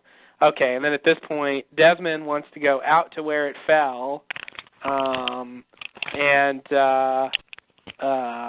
Charlie refuses to go. So then Desmond agrees to leave in the morning. Now, I have a question about this, because this is weird to me. Because in his vision, you know, it was during the daytime when they found it. Mm-hmm. So, you know, what the fuck? Like, I said the exact same thing. I wondered, doesn't Desmond know that that Charlie was killed in the daytime? Yeah. And therefore, you know, he needs to sort of wait. Either he's just too zealous and not really thinking, or the fact that the flashes happen so fast, he's, you know, not really aware of stuff like time of day and stuff like that and surroundings. You know, he's just, you know, I mean, if you get a flash of, you know, this guy, you know, dying, that's probably what you'll latch on to more than anything else. Yeah.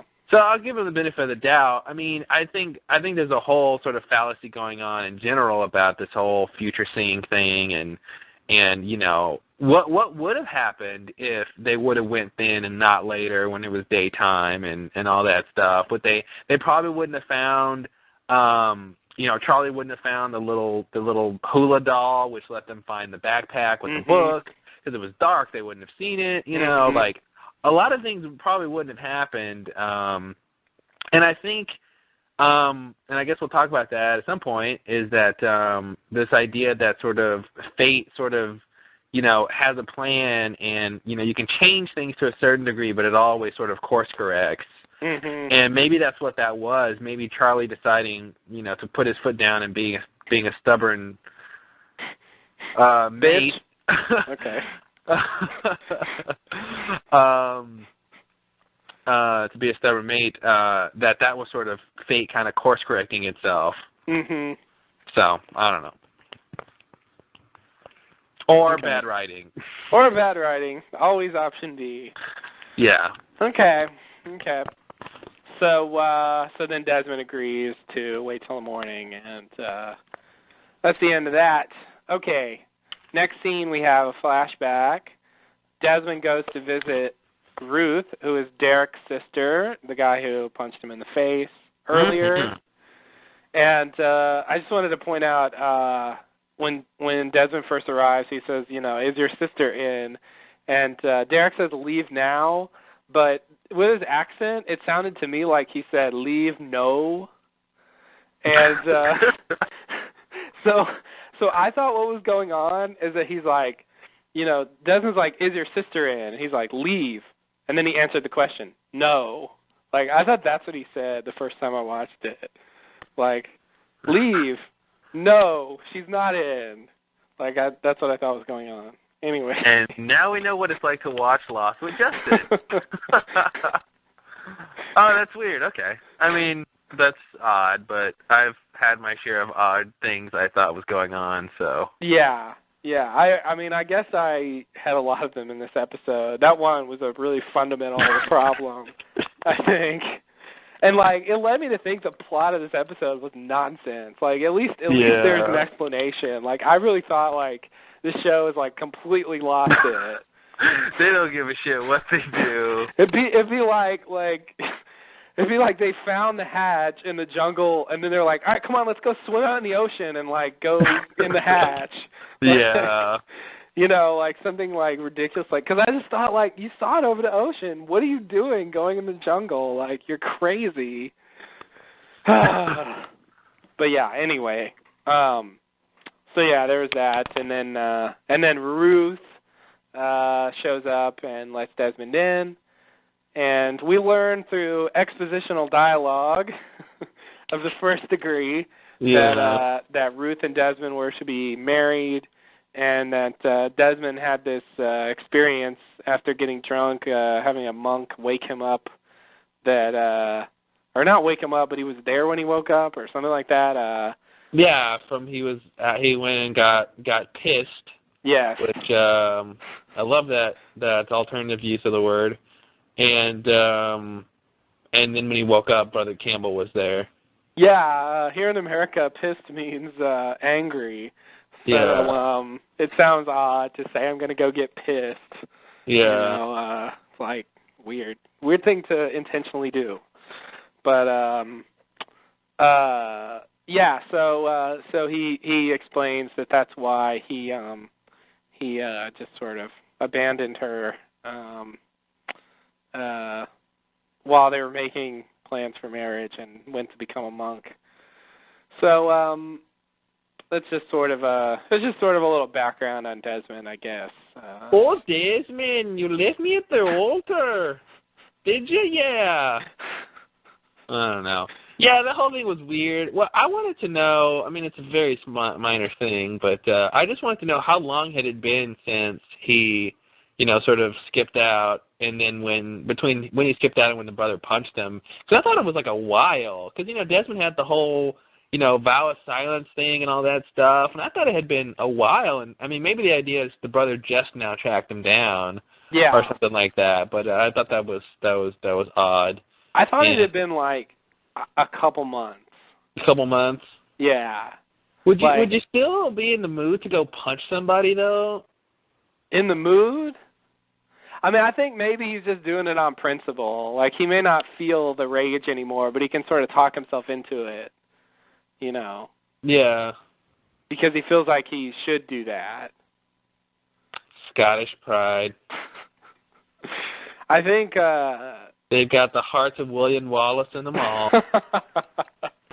Oh, that's what they got. That's what they got. A whole country full of William Wallaces. William Wallace. What are you gonna do? I finally saw Braveheart like a couple months ago for the first time. Yeah. Yeah. Best Picture, man, 1995. Watch out. It was long. I mean, how is a movie like that not good? I mean, great, fine. I don't know. How did it happen? What happened? How is it not good? That's a good question. Yeah, I mean, it's good. What are you gonna do?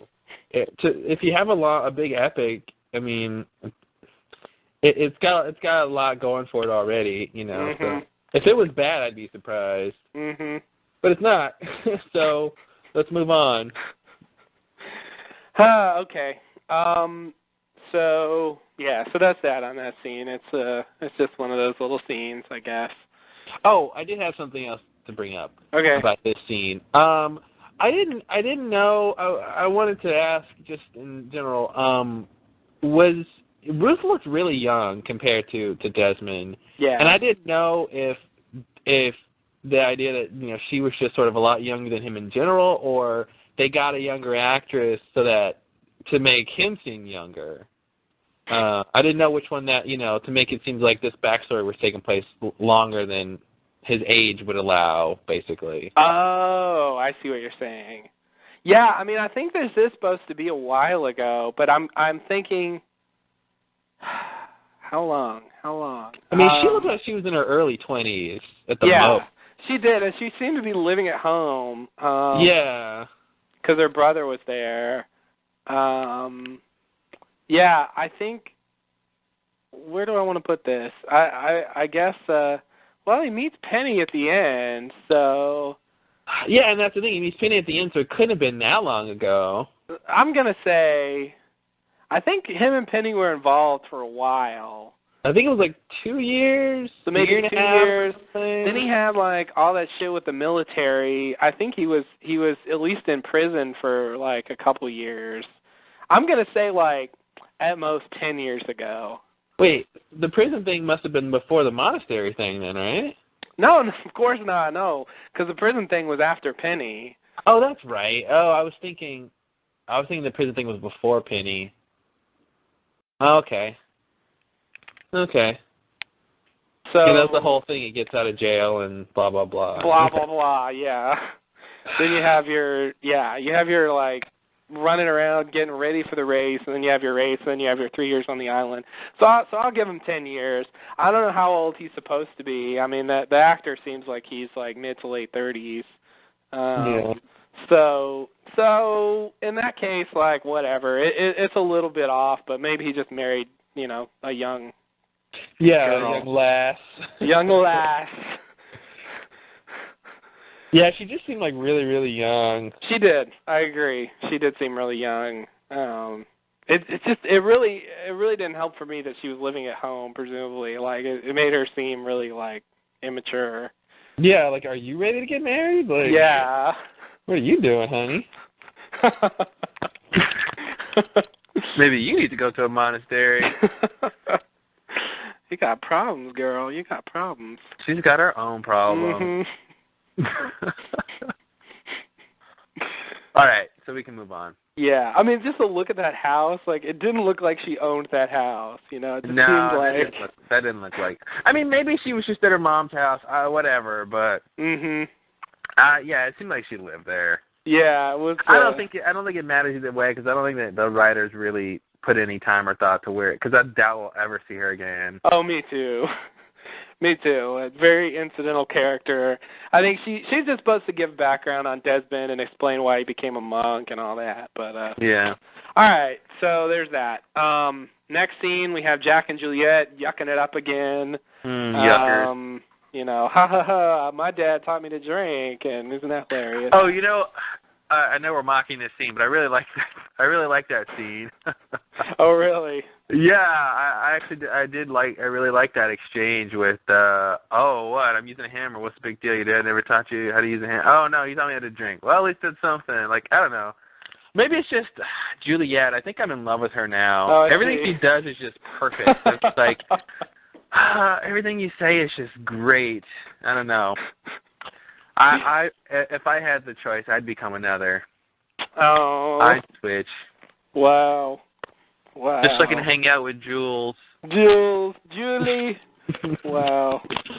Oh, Jay. Anyway, no, I like that. I like that little exchange. I didn't dislike the scene. I just find it easy to mock. Yeah, it is easy to mock. The scene was fine. I didn't think it was great, but it was like, what, 4 lines or something. Yeah. Really barely anything there.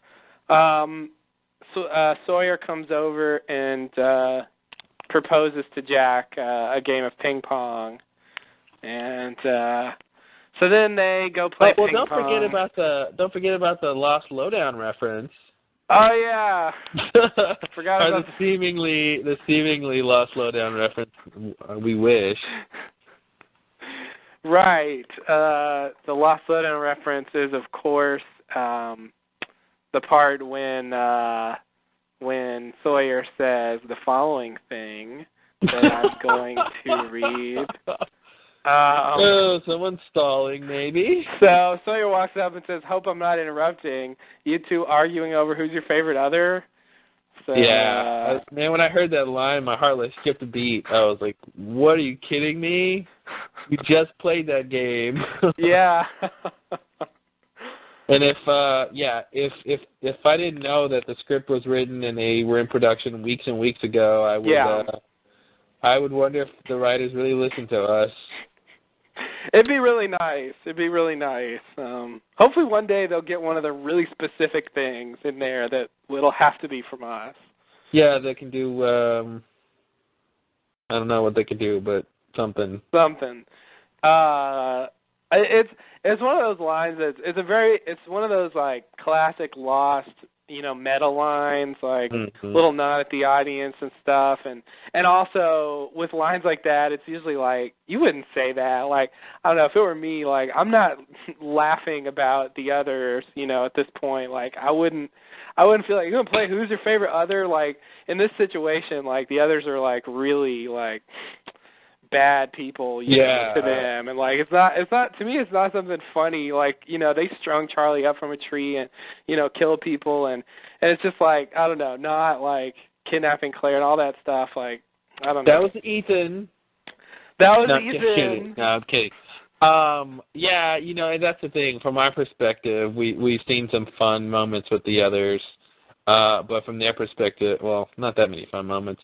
But from their yeah, no, not too from many. their perspective, they really shouldn't be. I mean, when you're playing Who's Your Favorite Other, like, no one should win because you should hate them all. Yeah, exactly. The person who wins is the person you hate the least. Yeah. That's who wins Who's Your Favorite Other, is the one you hate the least. Exactly. I guess that's the problem. And it's always Aldo. Because he never did anything to anybody. It's like, who's your favorite terrorist or something? You know? Yeah. Let's see. We got Bin Laden. We got. No, I can't name that many terrorists. No, well, you know, there've been a few, but yeah, it's just one of those lines that's like funny but really unrealistic, I think. Yeah. Like, let's go camping. Like, let's go camping, right? That makes me groan every time I think about it. Yeah, I know. Okay. So, any more? Any more? You got any more on this scene? No, I'm done. Okay. So Jack and Sawyer playing ping pong, and then Sawyer finds out.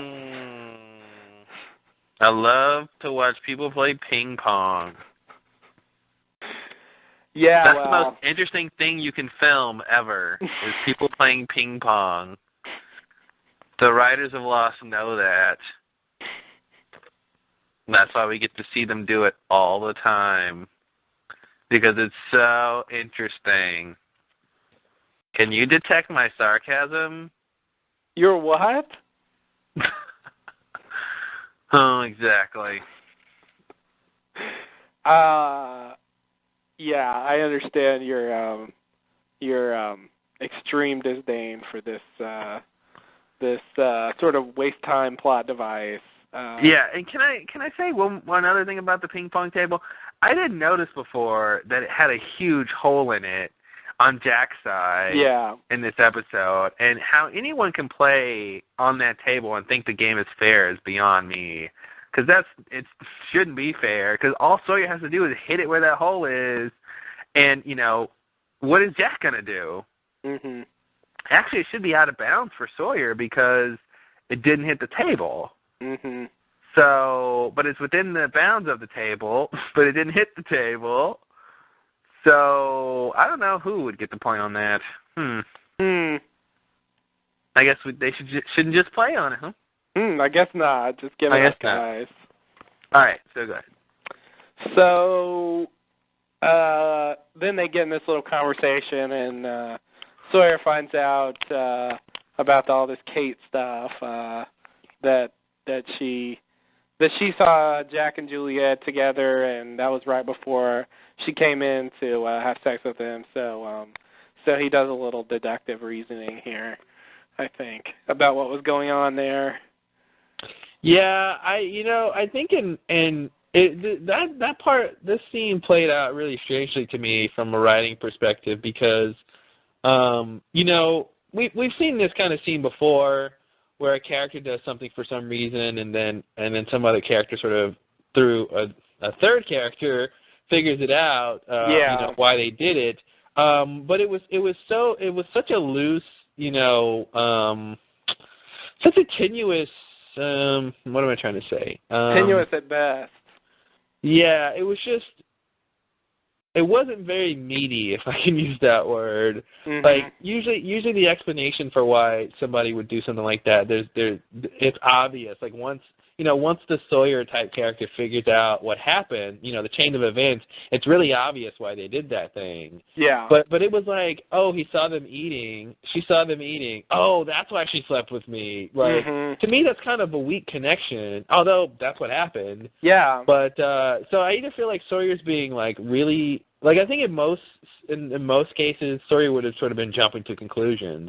But it just so happens that's all it took for Kate to do that. And so that little weak thing panned out, and his deductive reasoning was correct. But it just seemed like really just weak writing to me. I don't know who wrote this episode. Let me go look that up because I'm going to write them a letter. Are you really? No, I don't write letters, but I might write an email. I was gonna say, like on stationery. Yes, from the desk of Claude from the Lost Lowdown. Dear sir or madam. Dear human-making son, your episode Catch-22 was full of folly. And I'm British again. You are. Jeff Pinkner and Brian K. Vaughan. I'm looking at you. Right. So Brian K. Vaughan is a new writer, I learned this on the official podcast. Oh, great. Apparently, he used to be a comic book writer. Oh, he's on the wrong show. You should go apply at Heroes. So, yeah, I know, right? So, oops, what happened? This isn't Heroes? This isn't Heroes? Big cast? Primetime show? Wrong one, huh? Oh. Oh, well. So a lot of people are attributing this superhero conversation to him. That's the best he could do? Yeah, that is the best he could do. My contribution from my background, my chosen field, will be this really inane conversation that, like, people have had that conversation before, too. It's not, okay, whatever. Yeah, and you really nailed it. It's like, that is very Kevin Smith. I think, like, the spirit of it is sort of Quentin Tarantino-esque, but, like, specifically, Kevin Smith has done scenes like that. Yeah. And they're a lot better, I think. A lot better written. I think, it was really weak. That's like all he's got from his like years of experience. His years of experience in comic books, and it comes down to that one central question: who's faster on foot? Right. Yeah. Exactly. That's that does seem pretty lame when you put it like that.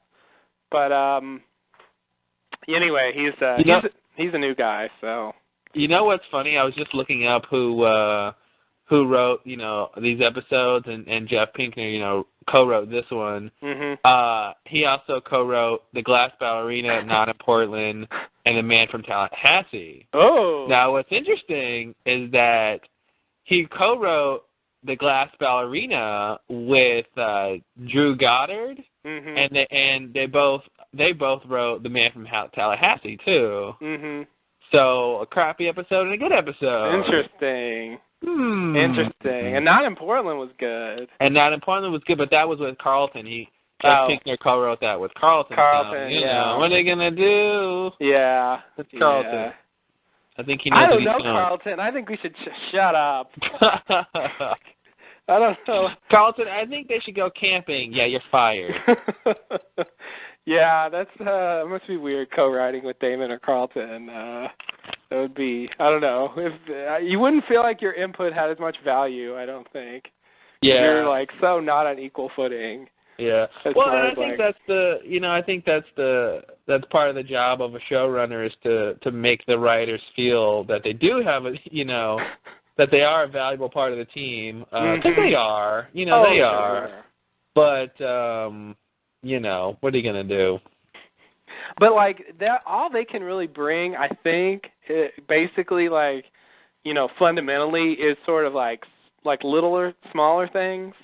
Mm-hmm. Because the overall story is there. I don't think they're really going to have a big impact on that. Yeah, something like the exchange about the oatmeal or the exchange about the hammer and the drinking and the dad. Things like that. I'm just talking on my ass, but I've never written for a TV show. But that's the kind of stuff that seems like what they come up with. The main plot lines, the writers in general come up as a group come up with that, and they all go over the episode and they write a treatment and an outline and all that crap. And but let's go back to the episode. We're boring people. Okay. All right. So next scene, the fearsome foursome, please, are marching through the jungle. And they stop, and Charlie finds the hula doll. Picks it up, doesn't he? He certainly does. There's a law of human subconscious where anytime you see a doll or a children's toy of any type, in any condition, in any place, at any time, you must pick it up. Claude's fifth law of thermodynamics. It's as compulsory as closing your eyes when you sneeze. You just got to do it. Compulsory? Compulsory? What's the word? I like that one. Yeah, I think. Is it compulsory? That would be a word. Yeah, that would fit. Yeah. They're compelled to do it. Whatever word I mean by that. Yeah, compulsory works. Compulsory? Compulsory.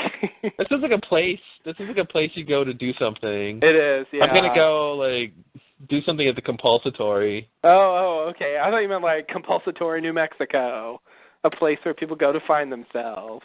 Compulsatory? No, more like, yeah, I have to, I don't know, something at the compulsatory. Yeah, I guess it seems like a place you would go like you're not obeying the government enough, so you got to go down to the compulsatory and get your mind reoriented. I spent 5 days in the compulsatory, and now I'm a good little citizen. Mhm. Oh man, words. Okay, so yeah, the doll. That was the point of all that. People they can't do it. But of course, this is not a Rousseau trap because it's not the normal baby doll. It's this hula doll. So then Desmond sees the backpack, and he goes and gets it by stepping on Hurley. That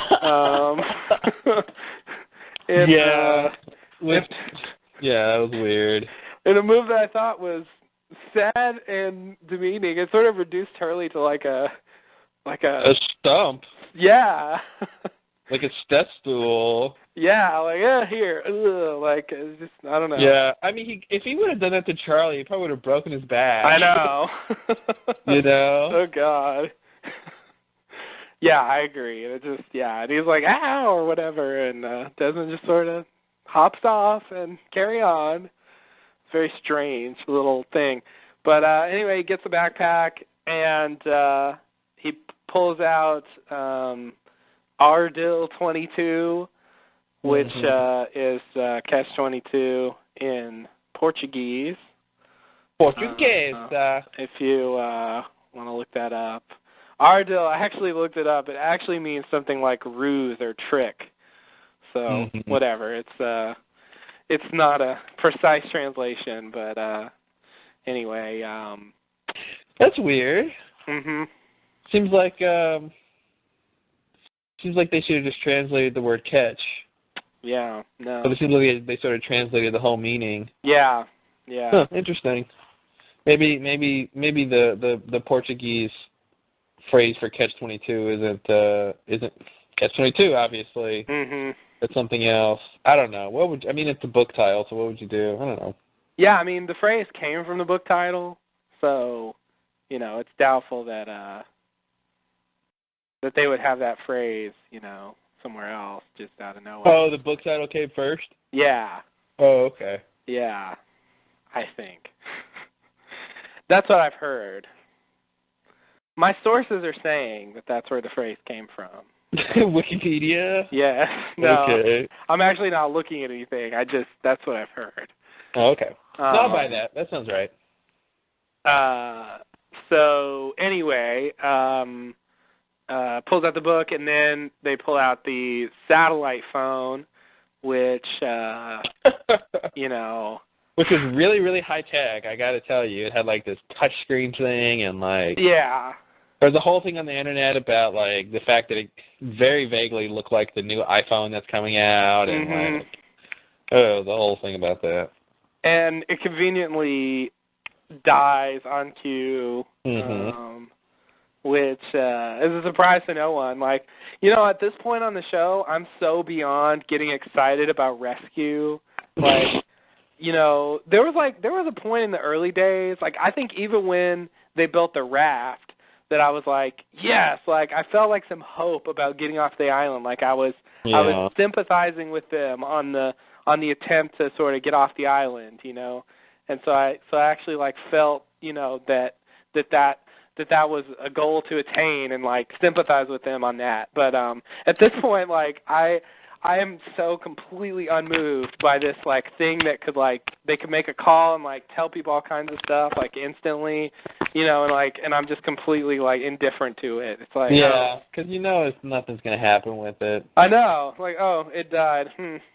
Like and the whole thing was like triangulating the signal, and then they knocked Saeed out. I was like, oh shit, they're gonna ruin everything. Like that whole like. That's funny. You're totally right. Because when I saw the sat phone and it died, I didn't give a shit. I was like, whatever. Yeah, exactly. Whatever. It's one of those things that I feel like if they had a satellite phone in early season 1, like it would have been a big deal. Yeah. But now it's just like Saeed would try to like power it somehow. Like, what can we do? Like, I feel like they try to like make something work, but like, can I rig some kind of battery to power this thing or whatever? But now it's just gonna be like whatever. I think Saeed will get it eventually, and they will do something with it. I don't think they introduced it for no reason, but I don't think it's gonna come to much. Yeah, I agree. I think they might like overhear the others talking about some plan or something, and find out about Juliet or something, or I mean, why they would overhear them on a satellite phone, I don't know. I don't either, but I was going along with it. But hey, who knows how technology works? Who knows, indeed. Who knows? Who knows what things can talk to other things? It's a question that many have pondered, and we here can only hope to, state it. I don't think it'll be a question ever answered in our lifetime. No, probably not. Probably not. So yeah, it's just like, it's one of those things like when you're growing up, you sort of never notice that you're growing, but if you all of a sudden like look at a picture from 5 years ago, you're like, oh shit, what happened? Like I feel like I'm like we've so slowly gotten to the point that I'm indifferent about rescue that like now it's just shocking like how little I care about it. Yeah. And I'm just like, ugh, whatever. That was a strange but fitting analogy. Like, where's he going with growing up and what? Okay. Yeah, I thought it worked. Anyway. Yeah, no, it worked. Just came up with that. Just made that up just now. Good point. So then Desmond opens the book and finds the famous picture with him and Penny that we saw taken back in Flash It Before Your Eyes, and of course first appeared way back when we first saw Desmond with a different woman, and then reappeared in the season 2 finale. So I don't know why I felt the need to give a history of the picture, but anyway. But now we're all up to speed. Thank you. So yeah, he finds the picture, and this leads him, I think, to believe that it's Penny who's parachuted. Well. What do you say? Well. See, there's some ambiguities here, but I think what we're supposed to believe is he knew someone was coming to the island because of the flashes, and he hoped it. I mean, that's basically what he said, is that he hoped it was Penny, but once he saw the photo, he knew it was Penny. Okay, that's where I got that idea from, that line where he says that it's true. I see. Yeah. But it's confusing to me because, like, he seems to say that he saw it happen, but I don't believe him. He saw what happened? That he saw, like, Penny being there. See, that's the thing. They make you believe that somehow in the episode. Both times when I watched it, it comes across like he thinks Penny is the one who came to the island. Yeah. The whole time, and that's why he's so, upset about how to go about things. This whole catch-22 with Charlie dying and Penny coming to the island, because he thinks it's her. Mm-hmm. Because if he thought from the beginning it was someone else, he wouldn't have been so delicate about how he handled things. Right. If it was just some random person. But he thought it was her, even though all signs point to no way, Jose.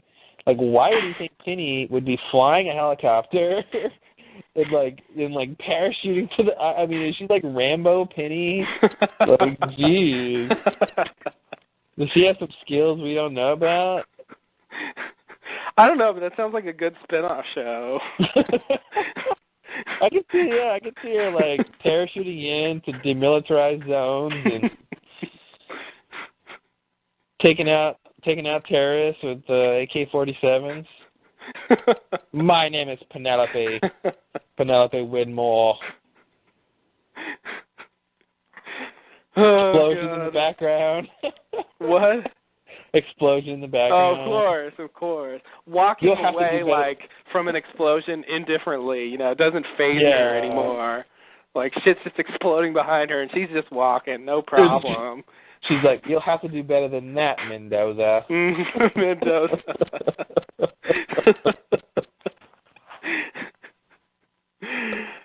And then, like, she does a roll on the ground, and she takes out her gun and shoots him in the head. Of course. And she's like, I always get my man.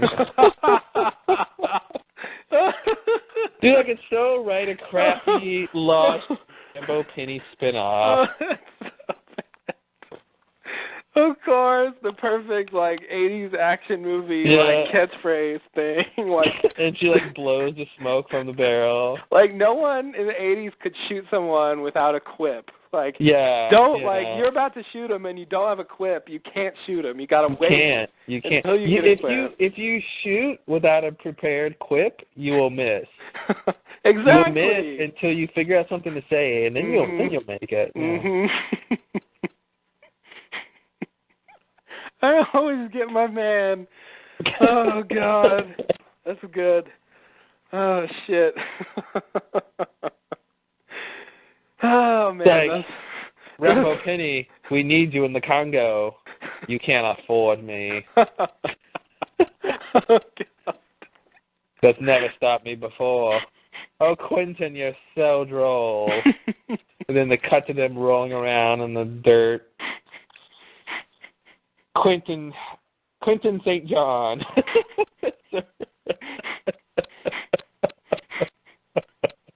He's the male lead, and he's got an eye patch.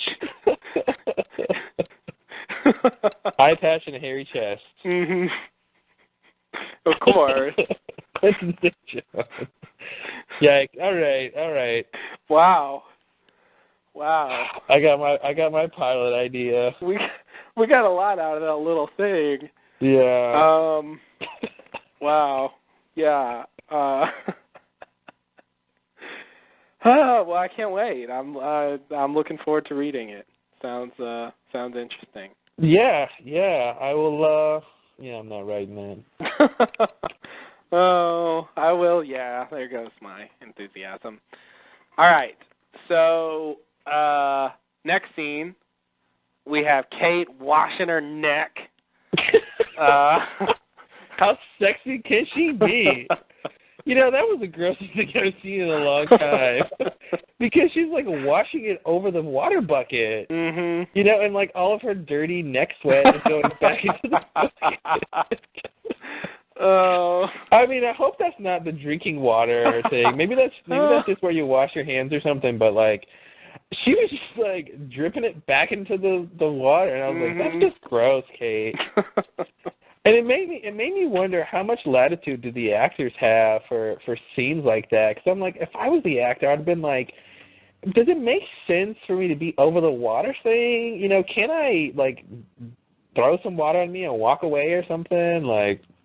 But it just sort of fits for her to be hanging over the water thing, throwing water on her neck. Mm-hmm. Because she's so hot. Yeah. Temperature-wise, please. Temperature-wise, indeed. Yeah, this scene was weird. I don't think we've ever seen anyone washing their neck before. What are you doing, Kate? My neck's hot. Leave me alone. Well, your neck don't get hot? My neck is hot. Look at you all acting like your neck don't get hot. You see all this hair I got? It makes my neck hot. Oh, why don't they have lines like that on the show? I don't know. I wish they did. That'd be awesome. So, Kate's washing her neck. Sawyer comes up, gives Kate his mixtape that they referred to earlier that I didn't even mention in that line, but yeah, you didn't even mention that, huh? No, I forgot. He said that earlier in the Afternoon Delight scene. Mm-hmm. What, do you want me to make it a mixtape? It's basically one in a string of his little. It sort of goes along with The number thing. Yeah, the thing he said to Ana Lucia. Yeah. You gonna give me a phone number? Yeah, something like that. Yeah. It's good. You know, I like to think about the mixtape because it wasn't as on the nose as the phone number thing, but the phone number thing was really funny. But he gives her a Phil Collins, best of Phil Collins, and she sort of scoffs at it, and I'm like, that's a pretty good tape. Like, I mean, if I had no other music on the island, I wouldn't mind listening to the best of Phil Collins. Like, there's some good stuff there. So, don't scoff. Well, yeah, okay. I think there's some good stuff. I thought she was scoffing at the idea that was a mixtape. You know, like, all it is Phil Collins' greatest hits. Like, it's not really a mixtape. Like, that's what I thought the scoff was about. Oh, and not scoffing at Phil Collins. Yeah, I mean, maybe a little scoffing at Phil Collins, but like, at least partially scoffing at that other thing. Yeah, maybe that's it. But yeah, Stranded on an Island. Like, if I were stranded on an island, that's not what I would pick. But I'll take it. I mean, there's a couple of good, Phil Collins songs. I mean, everybody's heard Sister Studio, right? Sister Studio. Can't beat that for, having sex in a mirror and staring at yourself. That's Genesis though, right? I'm pretty sure that's Phil Collins solo. Oh, is that solo? Okay. Yeah. I think he actually addresses that. But, yeah, you can't beat that. Yeah, it's one of those weird songs that I think I could listen to on an island. And of course, he's a drummer, so I have a soft spot for drummers. Yeah. In terms of never mind. I just like them as musicians, because I play the drums, and so when drummers like write songs and stuff, I feel some sort of affinity for them. It's not like whatever it sounded like. Anyway, then after he gives Kate the mixtape, he confronts her on the whole thing that he found out from Jack that she saw Jack and Juliet eating together, and basically insinuating that was the reason that she came to have sex with him, and then he says, "You ain't gotta use me, Freckles. All you gotta do is ask." Oh. So I'm not sure I really understand what he's saying in that line, but. Well, I think he's just saying, like, if you want to have sex with me, just let me know. Oh, okay. Not like you don't have to, like, I guess pretend it's for some other reason. I think that's what he's saying. Oh, okay. I mean, I guess maybe the confusion is that he's getting used, right? I mean. Yeah. Maybe that's what's throwing me off. It seems like you ain't got to use me, just use me. Like, it just seems kind of weird. It's a weird line. I guess maybe you're not being used if they tell you you're being used. If you're aware that you're being used, it's not. It negates the use. I see. Yeah. I mean, I can see that in a sense. Fair enough. So, okay. Next scene, we're back to the foursome. Charlie tells Desmond that Desmond thinks that Penny is there on the island. Charlie tells Desmond that Desmond thinks that what? That's what I wrote down. Is that not what happened? I think maybe Charlie tells somebody else that Charlie tells Hurley maybe? Charlie tells Desmond that Desmond thinks that Penny is there on the island. Hey, Desmond, you think Penny's here on the island? All right, let me look up the scene because I don't know what I'm talking about here. This is really, all you got to do is... Maybe, no, I think Desmond tells Charlie that Charlie thinks it's Penny on the island. No. No, here it is. The first line is, Charlie, you think it's her, don't you? Desmond says, who? Charlie says, your girl, Penny. You think it's actually her who bailed out of the helicopter. So, yeah, Charlie tells Desmond that Desmond thinks that Penny is there on the island. So, yeah. So well, it's right. Like Charlie tells Desmond. Well, okay, yeah, that's what he tells her, but Charlie thinks that too, right? I guess he doesn't necessarily think that, but he's the one who's saying it. He says that Desmond thinks that. Yeah, okay. And then Desmond says, "Early I hoped it, now I know it." It was very poetic. Early I chanced upon to think it, and then later I hoped it. Now I'm in the knowing of it, and then later in the passing of it, I knew it to be true. That was very, very strangely poetic. It is. And then Charlie says, "Why didn't you tell us?" And then I'm reading the transcript here. And then Desmond, so Desmond says that he knows it's her. Charlie asks why he didn't tell them. Desmond says they wouldn't have come, which is something he's really sticking to for various things in this episode. If he doesn't stick to it, then the gig is up. It's a crappy plot. Yeah, I guess so.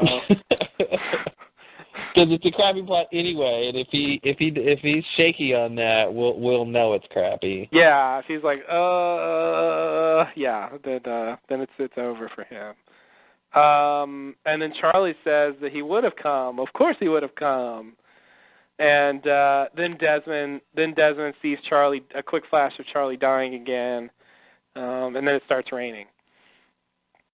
It always rains. It always rains. The rain is just like sudden and like it's a downpour. Like every time it rains on the island, it's just boom and it's a big downpour and then it just stops. There's never like a light sprinkle or anything sort of in the middle. It's full on like hardcore like holy shit I'm soaked rain or like nothing. Yeah, the rain thing really makes you think, and a long time ago, I think most people could sort of agree that the island is more or less in sort of normal Earth space or whatever. But the fact that it rains on the island and it's subject to, these sort of predictable weather patterns or whatever, lends itself to being, reachable. Because if clouds can get there, why can't we get there? Mm-hmm. And the helicopter got there too, so. Yep. So it's becoming more and more. It's not like before. There was theories that the island is constantly moving, or it's in a different dimension, or like all this other crap, and it's like it seems less and less likely that it's that crazy. Yeah, I agree on all counts. Okay, so the next scene is a flashback, and we see Desmond getting drunk on the monk wine. Getting what? Getting drunk on the monk wine. Oh, wow, that's kind of weird. Yeah, it does sound weird when you say it like that. It's got some kind of rhythmic thing going on. Drunk on the monk. Drunk on the monk wine. He's monk drunk. He's a drunk monk. That monk is getting drunk on the monk wine. Drunk monk. Wow, he's a drunk monk. That's a drunk monk. Yikes. So then Brother Campbell comes in and chastises him for drinking the wine, mainly because they don't make that many bottles. And it's like, was it really expensive or something too? And that it's exactly, and that it was expensive. They don't make that many bottles, and they get a lot of money for them. So that's why you shouldn't be drinking that wine. Like, if we had like a warehouse full, it'd be fine for you to get drunk. Like, and we didn't get that much for them if they were cheap. Like, it seems odd that that's what he brought up as the objection, not the fact that he's a monk. Like, getting drunk, like. That seems like something monks wouldn't do, sit there and... Yeah, I don't know. I mean, I don't know if they can drink or not. I think they probably can drink, but like sit there and like get drunk. Like I feel like that's probably, if not like a cardinal sin, it's at least sort of a no-no. It should be a cardinal sin. Because that would mean it should apply to everybody. It's just monks. But a cardinal monk sin. Excuse me. A cardinal me. monk sin. Okay. A monk cardinal sin. Please. Right. No. Yeah, I don't really know what his point. Maybe his point was that Desmond was sort of being selfish by drinking that because that's money that they won't have to do their monk work or whatever. Mm-hmm. I don't really know. I get your point. I thought the same thing too. I think it was mainly just unbecoming behavior of a monk. Yeah, exactly. Yeah, but he just sort of basically said, "Hey, we don't have a lot of these bottles." Yeah, it was like it would be fine if these other things weren't true, but it just struck me as odd because he just never seemed to object to anything but those things. So, anyway, that was a bit odd, but it is enough for him to demonk him. He says, "You're done, you're finished, whatever." And then he also says that Desmond is destined to do something big. Mm-hmm. Blah, That's blah, what he tells blah. everybody he kicks out. Yeah. He tells everybody that. Oh, you're destined for greatness outside of these four walls. I'm sure you say that to all the demonked monks. I'm sure you say that to all the people who will go on a solo race around the world and get stranded on a crazy island. So, I mean, I hate when they do this. I really do. When they have these lines that suggest this character, being of great importance. Mm-hmm. Because I just feel like at the end of the day, they're not going to deliver on this. Yeah. They sort of did that with Locke a little bit in that further instructions episode, like you're a hunter, John, and all this bullshit about him or whatever. Yeah. And wow, forgot about that. I know, it's easy to. And he's done stuff, of course, but it just sort of it suggests this grand purpose that I just don't think they're ever going to deliver on. And so I just grow weary of all these suggestions of all these, great things he's supposed to do. Or maybe they just mean pushing the button or some bullshit like that. I don't know, but. Well, I think right now the biggest thing that Desmond's going to contribute is presumably Penny is going to find, if not already, find the island, which will be the first big step into getting them rescued. And that'll pretty much be because of Desmond. Her love for Desmond and her determination, her money, allowed her to, spend all the time and resources to find the island. And I think that could be looked at to his great thing is helping to rescue all these people, mm-hmm. vis-a-vis Penny. Wow, I just said vis-a-vis. Nice. Wow. It's a good one. Why did I say that? I never say that. I don't know if I've ever said that. Sorry. That's Latin, right? Sure. Yeah, that's all good words. All good words are Latin. That's one of those that I've read and I read it. I don't think I hear people say that very often. But I've read it a fair amount. But it's I so rarely get the chance to use it. 7 points. 7 points. Wow. Yep. Wow. I think it's a good one. Is that the highest I've ever gotten? Oh, no. You got a 9 for something. I forgot what it was, though. Did I get a 9? You definitely got a 9. Getting a 9. You so got a 9. I remember it. I just can't remember the word. You definitely got a 9, though. I got a 9? Yeah.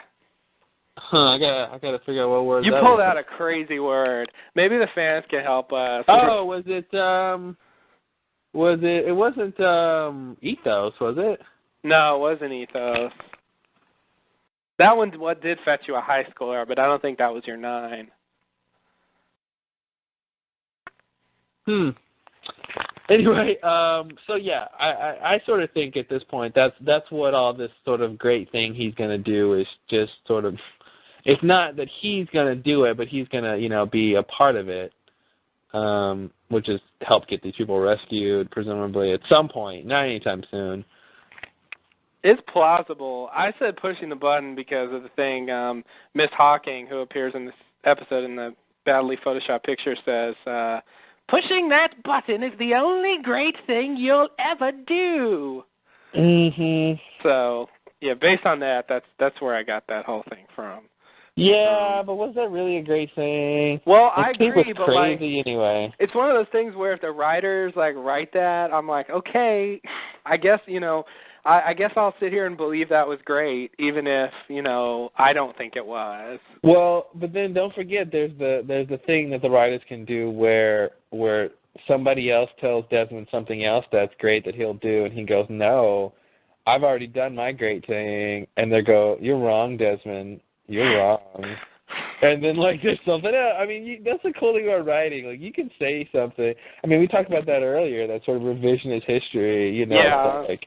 Oh, this is the greatest thing you'll ever do, and then we need him to do something else that's great. Mhm. Okay, cool. Just have them be wrong about the first thing. Yeah. Oh, Miss Hawking. Then we find Miss Hawking. Oh, I only told you that so you would blah blah blah. That whole thing. Right. I just said that so you would do this. Yeah, you're right. That's an easy thing to get out of that. It kind of reminds me of the whole button thing. If you don't push a button, in 108 minutes, and the world will end or whatever. But if you miss it by a minute or so, yeah. It doesn't matter. Yeah, you got a little time. You have a lot of time before it becomes cataclysmic. But you definitely have a good window of at least 30 seconds before there's serious trouble. Yeah. So it's what does 108 minutes even mean? It's just sort of a general suggestion. And it just makes it shitty, I think. To me, boom, it should have been over, but whatever. Anyway, it's one of those things where you want to, have that nice suspense, but, you can't really end the world, in episode, whatever that was. That's pretty much the main reason with that they have bombs with countdown timers in movies is because if a bad guy in a movie really wants to blow something up, just blow it up. Don't have a 30-second countdown timer. But we want that suspense. We want him to be, oh no, he's got 5 seconds left. He's going to defuse the bomb. And the funny part is they always put a nice readout on the bomb. Oh, of course. It really doesn't need to have a readout, but it's nice for us to look at. Yeah. See it running down. Was it Die Hard 3 where they did a little twist on the readout or something? There was some movie where something like the readout was upside down, or it was something. Maybe I'm making this up, but I thought there was some movie where they had a little twist on it where we thought the readout was saying one thing, but it was saying something else, and I don't know what it was. But there was a bomb in Die Hard 3, but I don't remember the readout. It was in a school, but yeah. Man, everyone rags on Die Hard 3. What? Everyone rags on Die Hard 3. Who does? Everybody. Oh. People consider it the worst one. Really? Yeah, Who I was just watching some show. I've seen several jokes on TV shows about when they'll bring up Die Hard and they'll reference Die Hard 3 being the worst one. I think I was watching some show and the wife was trying to do something nice for her husband, and she's like, I rented all the Die Hard movies except for and then he was even Die Hard 3. He said it ew, that one doesn't count. Yeah, bitch. Otherwise, it'd be 2 movies. Come on. Yeah. That's to me. Yeah, I know. I've heard that quite a bit. That something about the third one. People. I think it's because it's so different than the first 2. That's why it was better. That is why it's better. It was so nice. It opened up the world, and I thought the second one was the worst because it just felt like a retread. Yeah. They had the same kind of trapped in shit, plot, but ooh, it's in an airport now. Watch out. but he's not like on the plane. He's just in the airport building. Yeah. So like it's it's just Die Hard again. Like that's just I don't know. That to me that was on the plane is that Harrison Ford movie. Yeah. Or Air Force One or something. Air Force One. Yeah. Yeah. Or even Executive Decision. Or hey, is it the same movie? I think it might be. You decide. You decide. Did you see 2 movies or 1? But that's weird. I really didn't know that there was this perception that Die Hard 3 was the worst. Yeah. I think it is. Wow. I should say I think there is. It's it's not a great movie, but as far as Die Hard movies go, I think it's pretty good. It's got a lot of fun stuff. It's definitely fun to watch. Yeah. What else do you want from a movie like that? Yeah, I agree. The first time I saw it, it's thoroughly entertaining. Anyway, we're way off here. Love it. Go rent it this weekend. Go rent Die Hard 3 if you haven't seen it. If you have, go rent it again. Yeah. So the next scene is a flashback. Oh, I already said this. I'm losing track. So let's see. Oh, I finished this. Okay. The next scene. Not so easy, huh? Sorry, the next scene is so easy, huh? I forgot to mark that one as that I already said it. So the next scene is actually not a flashback, but rather on the island. The foursome are walking through the rain. Jen asks about Penny, and then Hurley recycles a line from Tricia Tanaka's Dead, where he says, even if I spoke Korean, it wouldn't make any sense.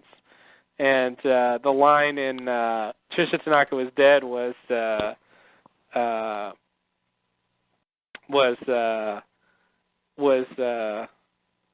oh yeah? I forgot now. Shit. It was something like, even if you spoke English, it wouldn't make sense. It was just a slightly different version of that line.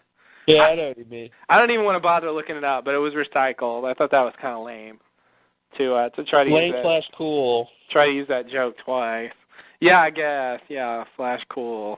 Yeah, because it's kind of nice. It's kind of good, like in terms of character development or something. Like because sometimes characters don't seem to be aware of their past and what they've done in their past. Mm-hmm. And to use a line like that, it seems it connects the two. But then it's also kind of crappy because I mean, if that's a joke, I mean that's the kind of thing I don't call that a joke. That God, if that was supposed to be funny, then I need something. I don't know. I think it's a joke, but humor is subjective. Yeah, I guess. I mean, I didn't find it funny either time, but I don't know. I get the sense it's supposed to be a joke. Yeah. But okay, so Jen asked about Penny, and then we have that line because obviously Hurley explains it to him, but he didn't know what he's saying, so what are they gonna do? Yeah. He's just not gonna understand for a while until Sun can tell him. Yeah, exactly. But Sun won't know what's going on either. No, she really won't. She wasn't there. She'll fill him in. I think Jen will just get it by osmosis like he always does. Yeah, you're probably right. He'll figure it out somehow. So then the superhero conversation starts that we remember from the beginning of the episode, and this leads Desmond to become alarmed because he remembers it, and Charlie triggers the trap just like before. Yeah. He steps on the wire, and then Desmond realizes what's going on. He sees the trap and everything, and then he, after a little delay, springs into action and pushes Charlie out of the way of the arrow, saving his life. So, thus banishing the evil forces back to Never Never Land. I just wanted to say I liked how the superhero conversation started. I thought it was fairly well done. Very sort of a casual, realistic flow of conversation, from the, hurry up to I'm not the Flash, and then, it was a gradual, they didn't just say, hey, who's faster than Superman? Yeah. Right. I thought, I know I've been knocking the writing all episode, but I'll just say I thought that was nicely done. Mhm. It was very realistic the way it came up. But so the whole thing with Desmond and was he really going to let Charlie die? I mean, obviously not. And like many people said, and most people knew that in the very beginning of the episode when we see Charlie dying, we know it has to be Desmond's flashes. We know Charlie is not going to die in the first 30 seconds of the episode. He's not Nikki and Paulo. No. They're the only characters. Died at the end. Even they, yeah. But, I would buy them dying in the first minute. Yeah. But Charlie, unceremoniously, boom, he's dead. That's doesn't it. Doesn't say bye to Claire, doesn't say anything to any. Yeah, no way. So. Yeah. I bought that scene for real until that happened. And as soon as he, triggered the thing, I'm like, oh, man, yeah, this is so a Desmond, flash forward thing. It seems so obvious. Okay, so Desmond saves Charlie for the fourth time, for those of you keeping score at home. The next scene is later, and they decide to split up. Oh, I love Hurley is so ridiculous. I think it's Hurley to blame when they're like, Jin wants to go one way, and Desmond wants to go another, and then was it Hurley who was like, okay, Desmond, you and Jin go the way you want to go, and me and Charlie will go the way Jin wants to go. And it's like, yeah, wait, that doesn't make any sense. Why wouldn't Jin want to go the way he thinks they should go? Oh, that's weird. I didn't even pick up on that. It was so weird. I'm like, that doesn't make any sense. Jin thinks we should go this way, yet you want him to go the way Desmond wants to go? Why don't we all go the way Desmond wants to go then? Wow. Yeah, that's weird. It was really weird. And then, they did that so they could do the switch up. Oh, no, I'll go with Charlie's like, okay, I'll go with Desmond. And yeah, you but they could have done Hurley and Desmond, and Jin and Charlie would go Jin's way. Mm-hmm. And that would have made more sense. And Jin, you and Desmond go Desmond's way, and me and Hurley will go your way. Yeah, that doesn't make any sense. That is really weird. It didn't even occur to me at the time, but now it just seems ridiculous. Yeah. Wow. The kind of things I pick up on, man, because I'm always,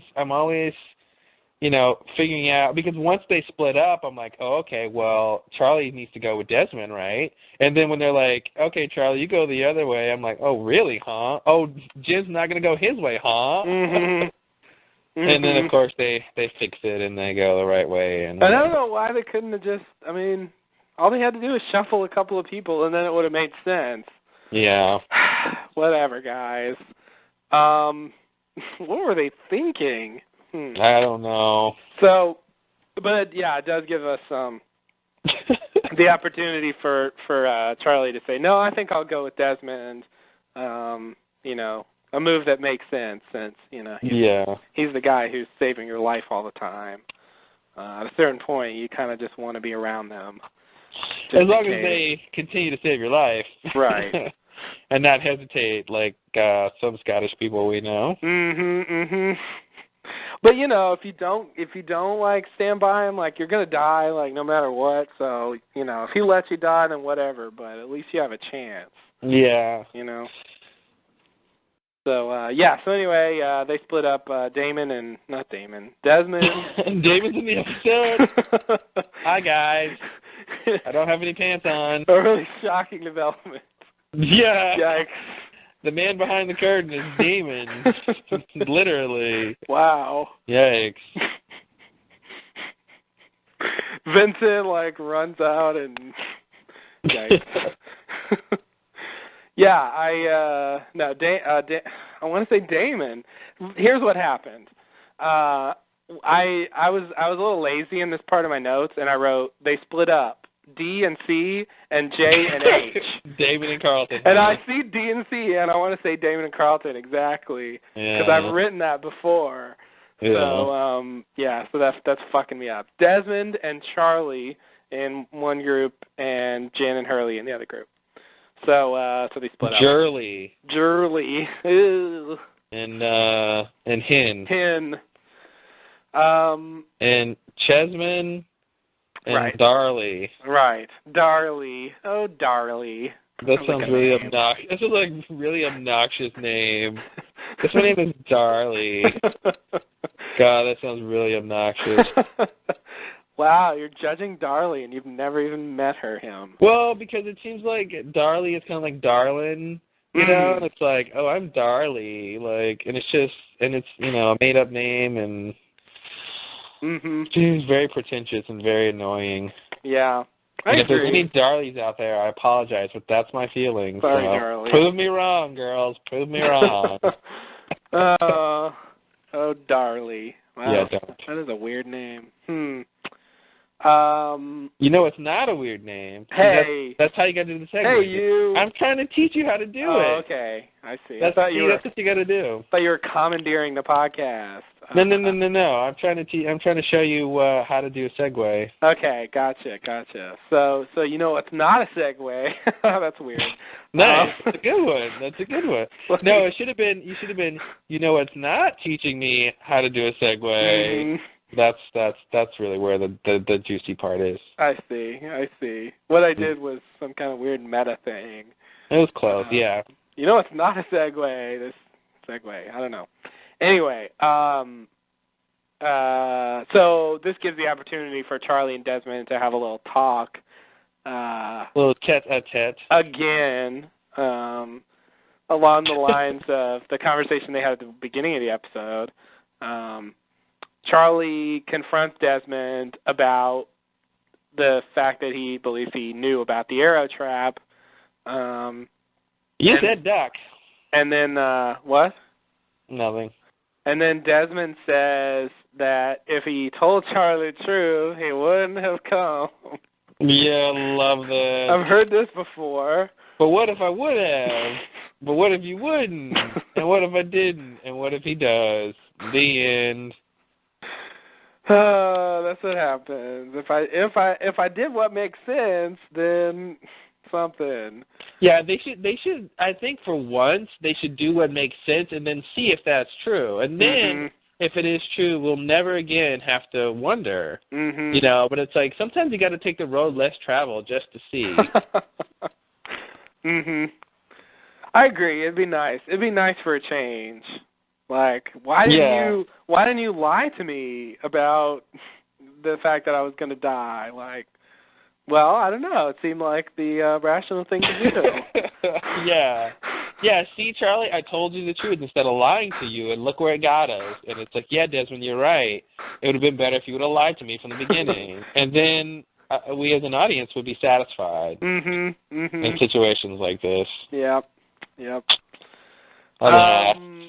So then he says that he was supposed to let Charlie die, and he speculates that this might be a test from God. Wait, whoa. He says he was supposed to let Charlie die? Oh, really? Yep. What does that mean? I wrote that shit down. Let me see. What does that mean? Let's see. God, it's hard to find.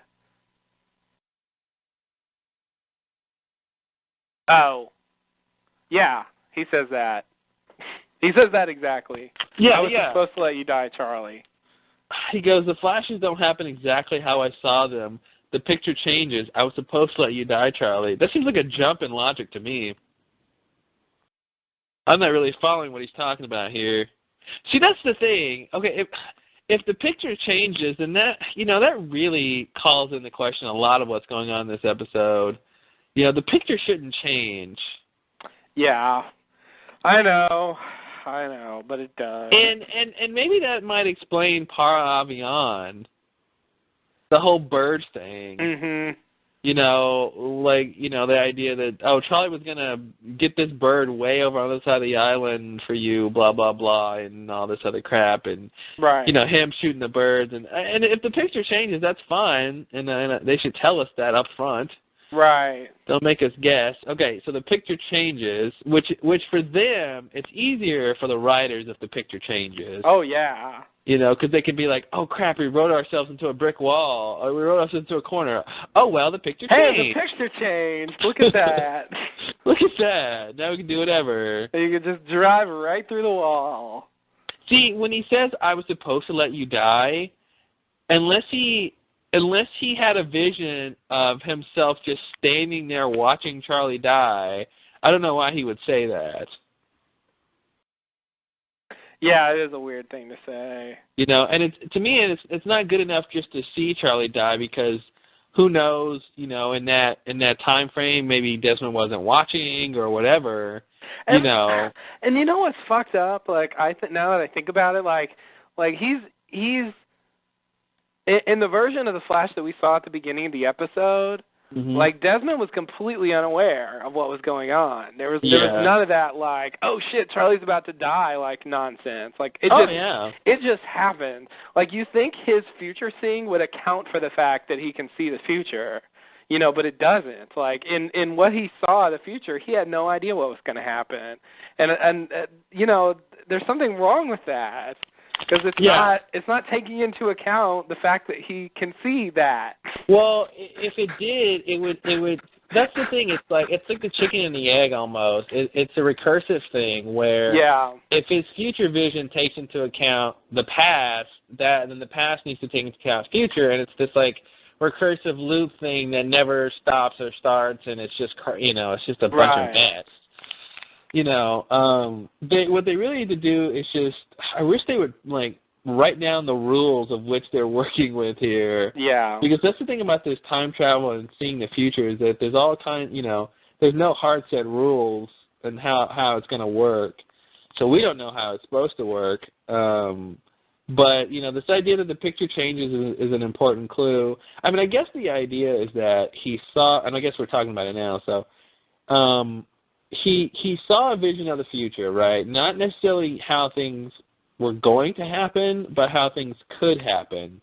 And I guess more specifically how things would have happened, specifically speaking, had he not had that vision. But he did have the vision, which let him, you know, garner up all of the troops, the fearsome foursome, and the whole camping thing, whatever. And at this point, like I said before, I wonder, in the original vision, in the original timeline that, you know, and of which we saw the vision, the flashes, I mean, why were all four of them there? Yeah. You know, I mean, presumably it was, you know, to go rescue the pilot, but, you know, the whole guise of camping, was that involved or not? Or did Charlie agree to go just for whatever reason, you know? Like, those are the kind of questions I want to figure out. Like, are these things really supposed to line up or not? You know, just because, you know, say, for, you know, the whole thing, okay, Desmond knows that the four of them need to get out to the jungle, you know. Why does he think that if he just hangs around, you know, for the rest of the day, that a good reason won't come up for them to go to the jungle? Why did he create this reason to go? Right. You know, and that's one of the weird things about this whole seeing the future thing. It's, do you need to make it happen, or is it going to happen regardless? You know, he seems to think he needs to make it happen, / it's going to happen regardless. Yeah, I know. He's like all great Lost characters. He sort of not quite sure what he thinks about certain things. He seems to say, sometimes he seems to say it's just going to happen no matter what, and then other times it seems to say I have to make it happen, you know. I got to be really careful, or this shit that I saw as the future won't happen.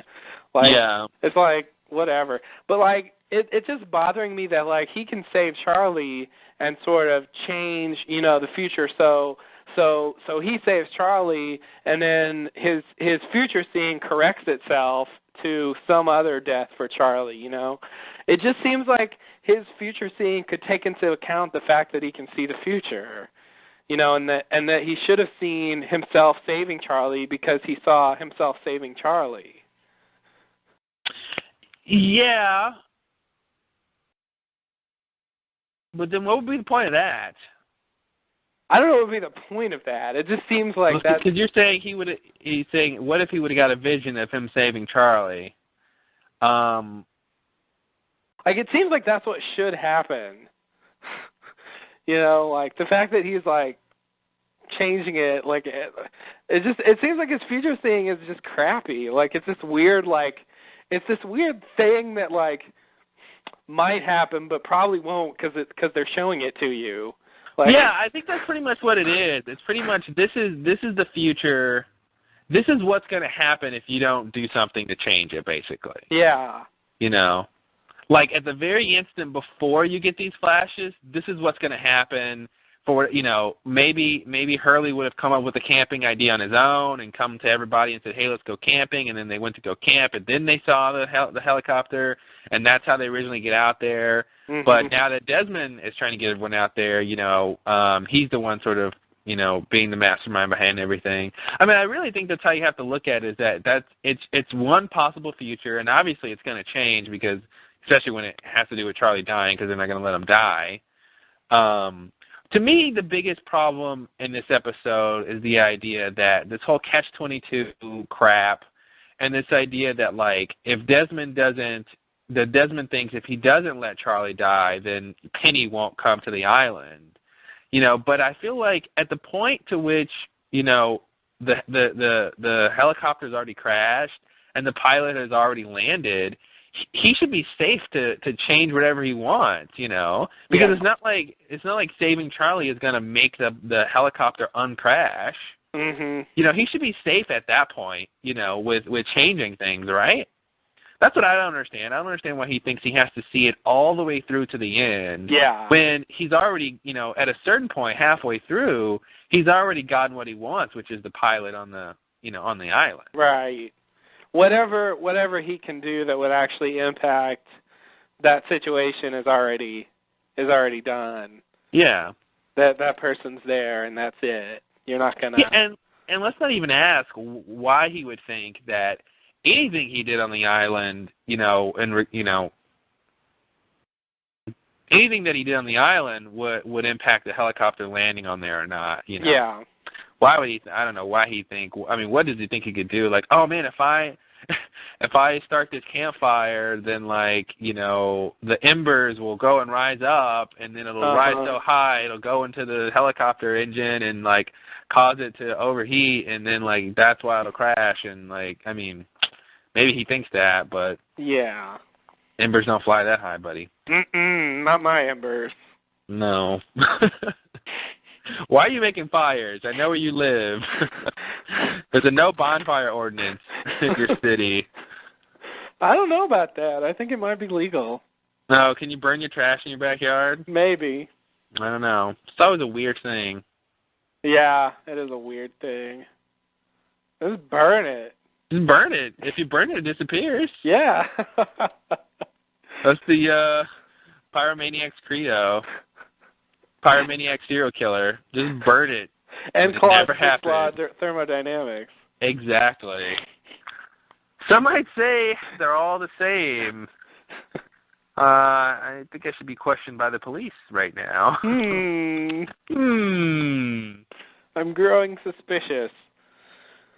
Okay. So, yeah, there's all this. Whenever you introduce this whole future seeing thing, you're bringing up problems that have plagued stories like this.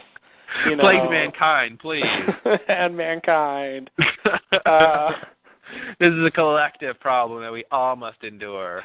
Since the first story where this happened, I don't know, Shakespeare, probably even before that, probably Greek tragedy had stuff like this. Greek tragedy definitely had stuff like this, Macbeth, man. Oedipus, for instance. Yeah. He had someone tell him that some shit was going to happen in the future, and I think most Greek tragedies started that way. Yeah. It was kind of tragic because they were star-crossed. Well, that's Shakespeare, but it was foretold that Like Macbeth is like that too. The witches say that you're going to be king and all that stuff, and right. Yep, definitely. And he is king, so it works out. And he is. Look at that. Yeah, well. Yeah. And then Julius Caesar had like Beware the Ides of March guy, and I think Hamlet had like the supernatural like king guy show up and tell him all kinds of shit, and yeah. Anyway. Oh, his dad, you mean? Yeah, his dad. He comes the to the supernatural king guy. Yeah. AKA Daddy. AKA Daddy. That's a quote from the book. Right. Yeah, I think those tragedies are just that much more interesting when it's foretold what's going to happen. Because when it happens, it's like, ooh, look at that. They knew, Mm-hmm. There's some sort of self-fulfilling power when you do that. Yeah. It makes it makes the story better because your character is able to tell the future. Yeah. And, of course, the audience is like, well, the writer has the ability to make that happen. But you sort of forget that, I think. Yeah. Yeah. And, I mean, I think in the case of a lot of those stories, it doesn't lean that heavily on the future telling. Yeah. It's not, like, a really, like, vital part of the plot. But, as far as, like, it's just sort of like something happens. But yeah, I think if you think about some of those things, there might be situations where the fact that something is foretold causes them to do the thing that makes the thing that was foretold come true. Yeah. It's a weird situation. It's like, damn, I wish you hadn't foretold that because then it wouldn't have happened. Yeah. It's just, I don't know. There's just something very, very mentally troubling about that situation. Well, you remember one of the rules of time travel that I came up with, or maybe we came up with it. That idea you can never go back in time to stop a specific thing. Because if you go back in time to stop and you succeed in stopping that thing, you will eventually never go back in time to stop that thing because it never happened. So you can't go back in time and, stop Hitler from being, rising to power because if you succeed, then Hitler will never rise to power. And you'll never go back. You'll never go back in time. And that's the thing. So if time travel is possible, that obviously depends on how it works. But, it's like you can go back, but just don't go back for a specific reason because if you do, chances are you're going to screw things up even more than what's already going on. Yeah, you got to just clear your mind and just be like, I'm going to go back in time. You got to go back for research and science sake. You can't go back to, do something crazy. Yeah. Or you're just screwing yourself because you're not going to go back. Only those of most noble intentions shall time travel be possible to. Shakespeare. Is it?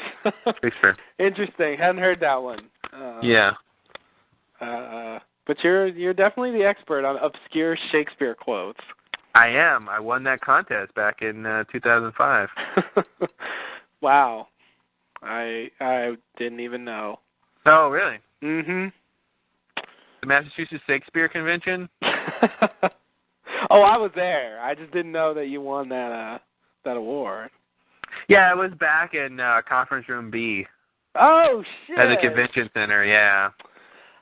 I was in the Gold Plaza room. Oh, the Gold Plaza room. Yeah. Sadly, it's decorated in silver. I know. And all they had was a buffet. Yeah. I don't know what I was doing there. What were you doing there? All they had were turkey legs. Mm-hmm. Yeah. Turkey legs. Just turned into a Renaissance festival. It did. Well, Shakespeare. Why not? Yeah, it makes sense. Why not? All right. So what's not Shakespeare is this next scene. Seriously. Nice. Not bad. We just got done with this Charlie conversation. Jen calls out because they found the parachute person. So it turns out Jen's way was the right way. Yeah,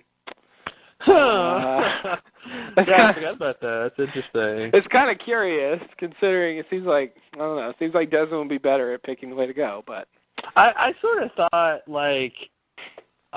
what happened was they sort of split up, but like the parachute person was like sort of in the middle between where they were, and didn't like Desmond and Charlie like stop to talk or something? Yeah. I thought Jin and Hurley just got there first, but that they were sort of going the same direction. That's what I thought. I see. But no, they were. Yeah, your way does make sense too, though. I can see that now. But I thought because they had stopped to talk that Jin and Hurley just found it first. Slowed them down. Because they weren't talking. They weren't. They had nothing to talk about. Okay, so she I call her she because of the ending. You call her she because she's a woman. Right. Nice. That makes sense. That's good job. Good job, buddy. I mean, at this stage in the story, giving her what is that? A pronoun? I think it's a pronoun. It's a pronoun. Okay. Giving her a pronoun, female pronoun, is kind of premature. But anyway, she's hung up from a tree by her parachute lines. So that's where we leave that scene. All righty. Yeah, I mean, done and done. Not a lot going on there, except ooh, look, what's going to happen? So the next scene is a flashback. This is Desmond turning in his robe to Brother Campbell. Sad farewell. Not really.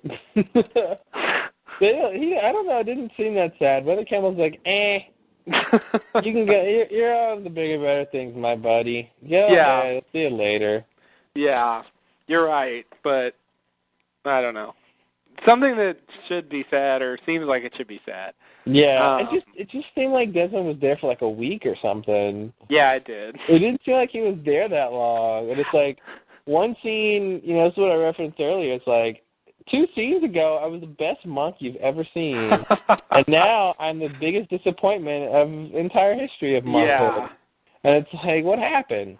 I would say this flashback is about 2 months long, maybe. You think so? Yeah. That's how long I would say. Because I feel like he did the vow of silence for like a month. You think he did it for a month? Yeah. Oh, I also want to mention the vow of silence is very similar to what Echo did. Definitely. When he killed the others. I have a crackpot speculation that if Echo was still alive, or if they could get the actor, they would have put Desmond in with Echo because he was going to London in that last flashback.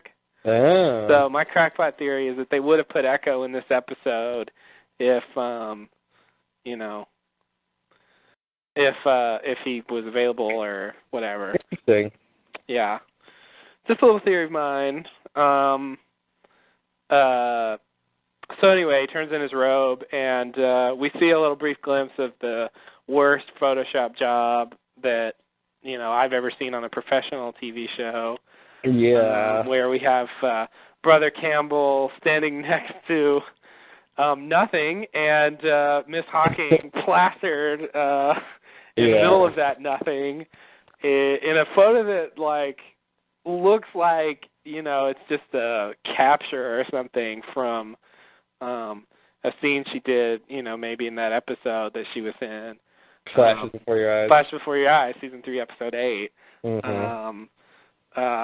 It's and of course, as you brought up, he kind of looks weird too. So it almost seems like 2 different photos from different media just kind of slapped together on some hand-drawn background or something. Yeah. It's one of the strangest pictures, and I feel like they're making a point by making it look strange. I really want to believe that, but I don't know what point they could be making. It just looks so bad. It was ridiculous. I can't believe they showed that. I mean, I can't believe they couldn't have got a better, because one of the biggest problems with that picture is the angle that Miss Hawking is facing in. It just doesn't make sense in that picture. You know, it just doesn't look like anyone. No two people have ever taken a picture together standing at those two angles. It doesn't make sense. Yeah, she's facing off somewhere. Like, yeah, she doesn't even look like she's standing up to me. It's very exactly. She's in like a different quadrant in like a different temporal space. Like, it's just totally different. She's in a different plane. Yeah, he's like really tall and standing upright and erect and like really rigid for no apparent reason. Mm-hmm. It seems like that seems like a picture from like a wardrobe test or something. Mm-hmm. Like, okay, here, let's try. Okay, this is whatever actor with the Brother Campbell cloak on. Go. And, right. And he's just like, they just snapped a Polaroid or something. You know, and then they're like, okay, now we need a monastery background. And they went into Word and got some clip art. got some monastery clip art, and like, it was just a horrible picture. Yeah. I don't know what they were doing with that. Yeah. I've seen some really incredible Photoshop work online, and it just makes this look really bad because it's just so amateurish looking. Yeah. But, you know, how bad it is aside, I'm going to just go on the record and say that I don't think it really means anything. I think it's just a little wink to the fans. I don't think there's really anything to be made of this, the fact that he's got this photo. I just don't. Well, I don't see that it matters very much. Well, what do you think their connection is? Do you think that's his wife? Or sister or something? I don't know. I don't know. Can monks get married? Oh, forgot about that. I don't think they're supposed to. Yeah, I don't either. Unless they're liberal monks. I don't know. Liberal monks, yeah, who knows? I'm not up on monkery. It sounds like a good sitcom. I don't know. Liberal monks, they're partying all the time. Uh-huh. They go to church all day Sunday. Right. Yeah, I don't know who she's supposed. I mean, to me, I think you're right. I think in the long run, it's not going to matter. Like, you know, that picture is not going to really mean anything. But I just wonder what they're trying to insinuate. Is that like what relationship were they supposed to have? You know, why does he know her? And does the fact that they both said that, you know, he's going to do great things and blah blah blah, does that mean, you know, are there people that are sort of placed either purposefully or you know, just by sheer chance that sort of guide him to the island, you know? Mhm. So I don't know what that. To me, that's the big question: is what are they trying to say with that? I don't think it's going to come to much. But yeah, I don't know. Yeah, I agree, and I don't know what they're trying to say with that. I mean, he gives Desmond similar advice in a less sinister way. Yeah. As far as you know, to finding your destiny or whatever, but I don't really know. I mean, I can't imagine. I guess maybe she's his sister, or I mean, having a picture like that on your desk, you know, you should be pretty close to the person. Yeah, I mean, now here's a question. Is this the first Desmond flashback since Flashes Before Your Eyes? Yeah. Here's the question. You know, Carlton and Damon, if I'm not mistaken, say that, you know, the sort of time travel or whatever was supposed to really have happened, right? Yeah. Okay, so does that mean that the Desmond that we saw in this episode should remember having that conversation with Miss Hawking about, like, you can't change the future and all that stuff? Well, no, because that stuff was after this. That was after he met Penny. That's right. That was after this. Okay. Yeah. Okay. So this was even further before that. Okay. If we see a flashback after that timeline, then he should remember it. Yeah. For instance, in the season 2 finale, he should have remembered the Miss Hawking conversation. Yeah. Okay. I doubt they knew about it, but in theory, he should have. So, but yeah, not in this episode. Okay, because I'm like, he didn't seem like someone had told him that these laws about the future. Right. But okay, that makes sense. And I think setting the flashback before all that stuff was a good way of kind of skirting that whole issue. Yeah. They can just not deal with it at all, because none of that stuff's happened yet. So maybe all that picture is supposed to mean is that that he's sort of on the right path, that he went from whatever to Brother Campbell, and now if he gets off the track again, which he will, Miss Hawking will be there to get him back on the path. And, right. And that's all that's really supposed to mean, is that he's just sort of that idea that he's on this path or whatever. What else can you do with that? And the monastery leads him to Penny, so yeah. Why she's in Scotland, I'll never know. Well, Why does she need all that wine? She bought didn't she buy all their wine or something? Yeah, she bought all their wine. Because he said they only made 150 cases or something. 108 actually. Oh, is that what he said? All of us numbers enthusiasts should have noticed. Yeah, he did. He said 108 for the. What did he say though exactly? He was like, we only make 108 a year, or we've only made that much this year. Let me see. He says, oh, wrong line. There's another 108 reference. Here it is. We only bottled 108 cases this year. Oh, 108 cases, not bottles. Not bottles. So she bought all of the cases? I think. She couldn't have bought all the cases. No, she couldn't have been taking 100 cases. No. She would have had to have multiple trips. I was thinking he said 108 bottles. So I was like, yeah, there's probably 100 bottles in all the cases she had, or very close to it. But okay, no, she didn't have 100 cases. She really didn't. My car wasn't that big. Would not fit. Yeah, exactly. Exactly. So then he asks Desmond to do some lifting in exchange for a ride into town, which he won't need. The next scene is Desmond moving the boxes of wine, and it turns out, surprise, surprise, that Penny Widmore is there to pick up the wine on behalf of her father, apparently. And we get to see the first meeting of the great lost couple, Desmond and Penny. So they have a little conversation and do that sort of romance or romantic comedy thing, whatever it is they do when they meet each other. The coy first meeting. Yes, I guess it's called... Oh, I'm so funny. No, you're so funny. We're both funny. I like that it started with, oh, I'm so funny. It's weird. I just feel like that's what Penny's saying. Like, I'm so funny, aren't I? I'm so funny. Oh, you're so funny. Let's get together, shall we? You look like the kind of man I can make my father mad at me with. Oh, exactly. English, you say? Check. No social standing? Check. Check. Kicked out of a monastery. Big check. Father's gonna love you. Oh dear. Yeah, that's I guess that's what the British call flirting. So, yeah, that's what they call flirting.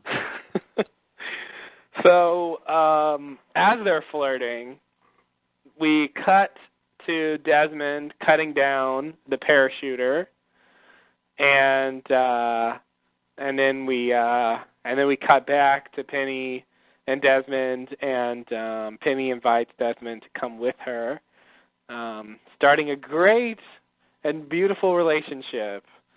Hey, she needs someone to unload the wine, I'm sure there's no one there where she's going who could possibly help. Certainly not. Certainly not. It's just her and old daddy, surely. Exactly. And he's got a bad back. Yeah, and he ain't moving shit anyway. He's not. He's so not a moving shit guy. No. So yeah. Anyway, this is supposed to be a very. It's a weird thing. It kind of reminds me of there's this movie Betrayal. Have you heard of it? In the early '80s.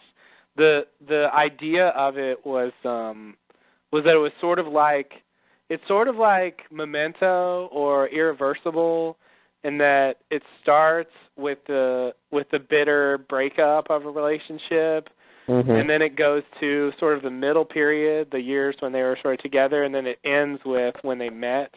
So the way this Penny and Desmond story has sort of proceeded has been like that. We sort of saw the end of it, and then we saw the middle, and then this is the beginning. So it's kind of weird that it's gone in that order. But anyway, it just kind of reminds me of that. It has a weird effect when you sort of see the beginning after you've seen what happens later. Yeah. You know, there's something odd about it. It doesn't play the same way as if this had been the first flashback, you know. There's something else going on there, and like if I hadn't seen it before like 10 times, I'd say that was great. But yeah, at this point, it's sort of a little tired for me. In 1991, it would have been awesome. Yeah, exactly. That was the year to do shit, apparently. Apparently, yes. Do you want to do something great? Do it in 1991. 1991. Nothing was out yet, man. It was just open field. Do whatever you want. It'll be great. So the next scene, the final scene, they discover that the parachuter is alive. Desmond has cut her down, and they discover that she's alive. Desmond rushes over. He takes off the mask. It turns out to not be Penny. What? But what? But you said you knew. But in his vision, it wasn't even her. How could it not be her? Because it wasn't ever her in the vision.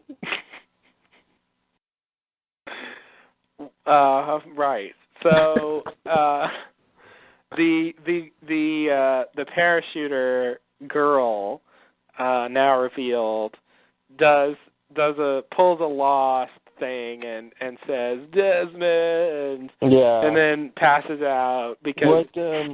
That's what I meant earlier about she pulled a Michael. She pulled. I'm too tired and hurt to talk now. I'll talk later. Oh, good one. Yeah, exactly. Claire did the same thing. They all do that. It's what you have to do. You just kind of stumble in, and no time to reveal secrets now, obviously. Yes, check back tomorrow. Did you look at the clock? This is the end of the episode. I'm not saying shit right now. Yeah. So I got to pass out. Ugh. But just enough to say Desmond to make us say, oh, she knows him, so she's like tied into this whole Penny thing somehow. I think Desmond is the word for doctor in Portuguese. Oh. Yeah, she's just calling for a doctor. That was it, huh? Yeah. Wow. Interesting. Didn't think of that interpretation. Which is weird because if you're in Brazil or Portugal or whatever and your name is Desmond and you're a doctor, you're Desmond. Ooh. Yeah, it's kind of weird. Interesting. Desmond.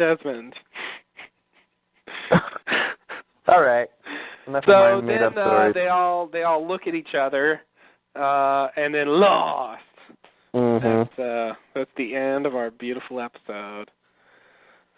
So well, there you have it. So yeah, I'm gonna go ahead and just speculate that this woman who had the Portuguese Catch-22 and knows Desmond's name also had the Penny and Desmond photo. I'm gonna say she's connected to Penny, and she's connected to those Brazilian scientists we saw at the end of season 2, observing the whatever they observed, wherever they were. I don't know what was going on there, but yeah. Well, they observed the electromagnetic pulse or whatever they picked up on there. Yeah, the electromagnetic anomaly, right? But for some reason they were in this Antarctic wasteland, and I don't really know what was. I don't quite understand what they were doing. It's called Upstate New York in February. Oh, okay. Yeah. Oh. No, I don't know.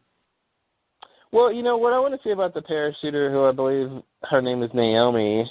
Naomi. I wasn't going to say that because, yeah, that's a spoiler. But yeah, that's her name. How's that a spoiler? Just because it wasn't said in this episode. I only know it from the transcript. Oh, so the transcript only knows it because it was in some kind of press release, and there's been spoilers and stuff that have indicated her name, so it's just sort of gotten out, so everybody knows her name, but in the episode it's not mentioned. It really doesn't matter though. But yeah, it doesn't spoil any. I mean, I agree. Anything, so. I agree. It's the mildest of spoilers. Yeah. It spoils what her name is. Yeah, which isn't much of a spoiler. Yeah. So well, one of the things I wanted to mention about her real quick is not her in particular, but my feeling that there should be 2 pilots in the helicopter. Mm-hmm. I feel like we might find. I mean, they could write where she was by herself, but I think that's really illogical. I feel like with a mission like that, you would want 2 people. Mm-hmm. So I feel like there might be another person that ejected and is on the island, and either we just didn't see their light, or maybe they'll just say the light wasn't working or was busted or something. Mm-hmm. But I say 90% chance that we'll find another person. I mean, I guess when we talk to her, she'll tell us if she was with someone else. Yeah, she ought to. Hopefully she'll talk this week. Unless there's some sort of conspiracy and she's hiding stuff and blah, blah, blah, and who knows what. I think she has good intentions. I don't think there's anything weird going on except what it seems to be. Is that New Year's, Justin? That is New Year's, Justin. Hello, nice to see you. Hello. Glad I could be here. Yes, well, take a seat. I shall. Stop standing up. Yeah, I mean, I too think she's definitely connected to the Portuguese scientists. I thought the whole time it was one of them. I never thought it was Penny. I didn't really think it was going to be a woman. But so that was surprising. But I'm interested to see what's going on. I mean, presumably she's there for Desmond, so what is she going to do and say is going to be really interesting. And I think that juxtaposed with what's going on with Juliet and the others, it's going to be interesting rest of the season. I agree. I think what it sets up will be interesting. They didn't get to the interesting stuff in this episode. No, we're going to get plenty of how did you get here? No, first tell me, where did you get your shoes? Yeah, exactly. Exactly.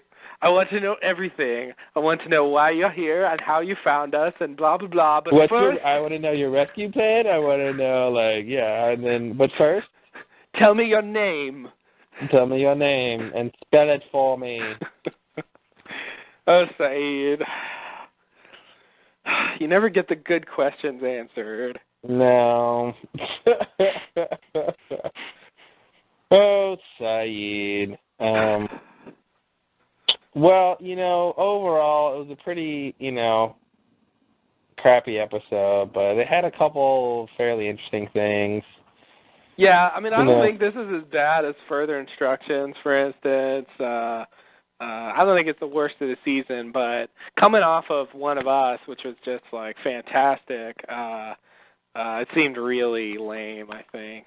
Yeah, I just didn't expect this late into the season to get an episode that was sort of subpar, but it's not the worst of the season. So yeah, and it's not even, to me, it's not on par with those classic bad episodes.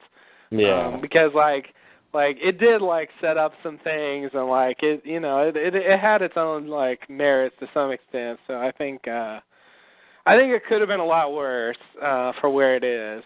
So yeah, this episode was just more boring than like bad. Yeah, I agree. That's the only thing. Some of those episodes are just like actively bad. Yeah. And boring. Yeah.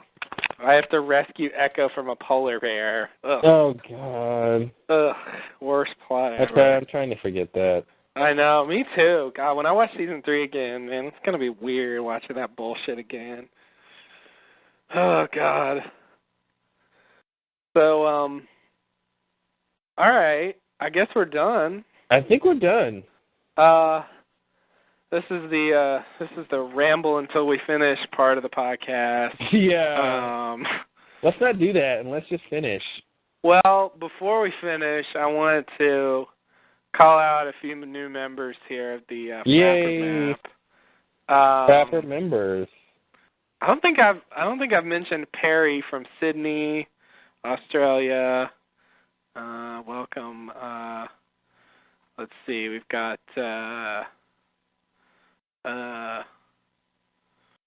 Connor from Godalming, England. Mm-hmm. Connor. Godalming. I don't know how to say that. Sorry. We've got Janik from Frankfurt, Hasia, Germany. Let's see. God, a lot of new people. Who's this? I didn't even see this person earlier. Brody Man, 3847. Yep. From Carmel, Indiana. We've got X Petrie from Ealing, England. And I think that's it. Yep. Thanks for joining. One more. Wasn't there one more? Not that I see. I'm thinking of... Oh. I don't know what I'm thinking of. Never mind. Yeah, that's all I got.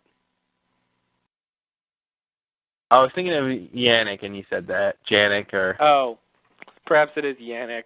I'm not sure. German, I don't know if they would do a yeah. I don't know. I don't either, but maybe. Yeah, I have no idea. Also, if you haven't joined our Frapper, if we didn't just mention you, feel free to go join.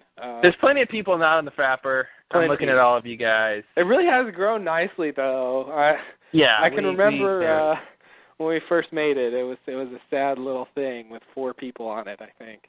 Yeah, and 2 of them were us. Yeah, exactly. So yeah, so it's gotten really nice, I think. But yeah, anyway, go join that. It's fun to look at, and leave comments. thelostlowdown.blogspot.com. There's the email address, lostlowdown@gmail.com, and also reviews are good. We did get a review, I think, from last time, which is great. Thank you very much. I think that was Rebel that wrote it. Nice.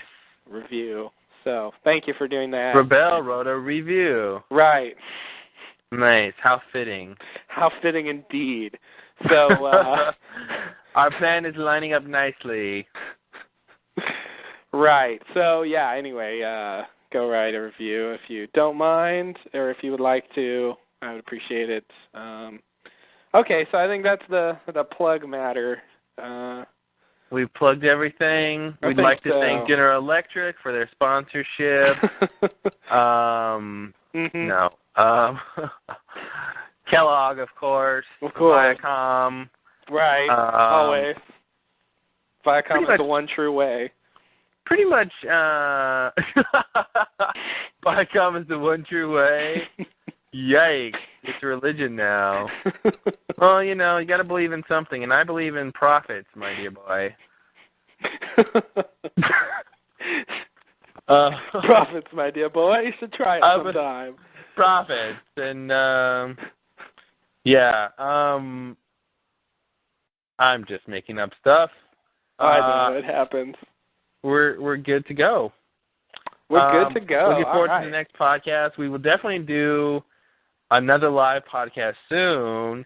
And hey, I'm a wild and crazy guy. Why don't we go ahead and say the next one will be live? What? What? But if the next one's live, we got to stick to a schedule. I know, right?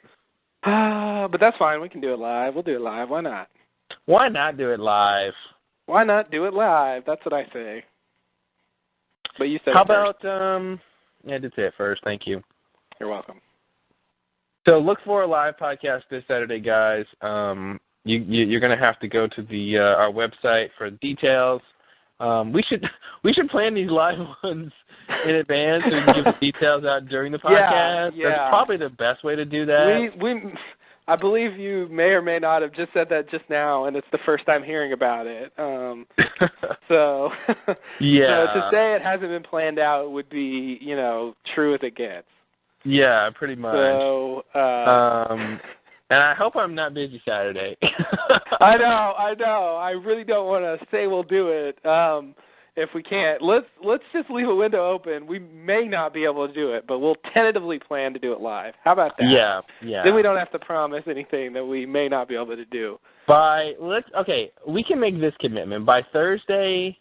Ooh, well, no, by Thursday. Ugh. What am I saying? Yowza. No, by Thursday, guys, we'll have on our page whether or not we're doing during the live show. So just check that out, and you'll know the time and the place. Of course, will be TalkShoe. Of course. There's no other place. There's no other place. TalkShoe is awesome. Mhm. All right. Well, thanks and namaste. Namaste and good luck.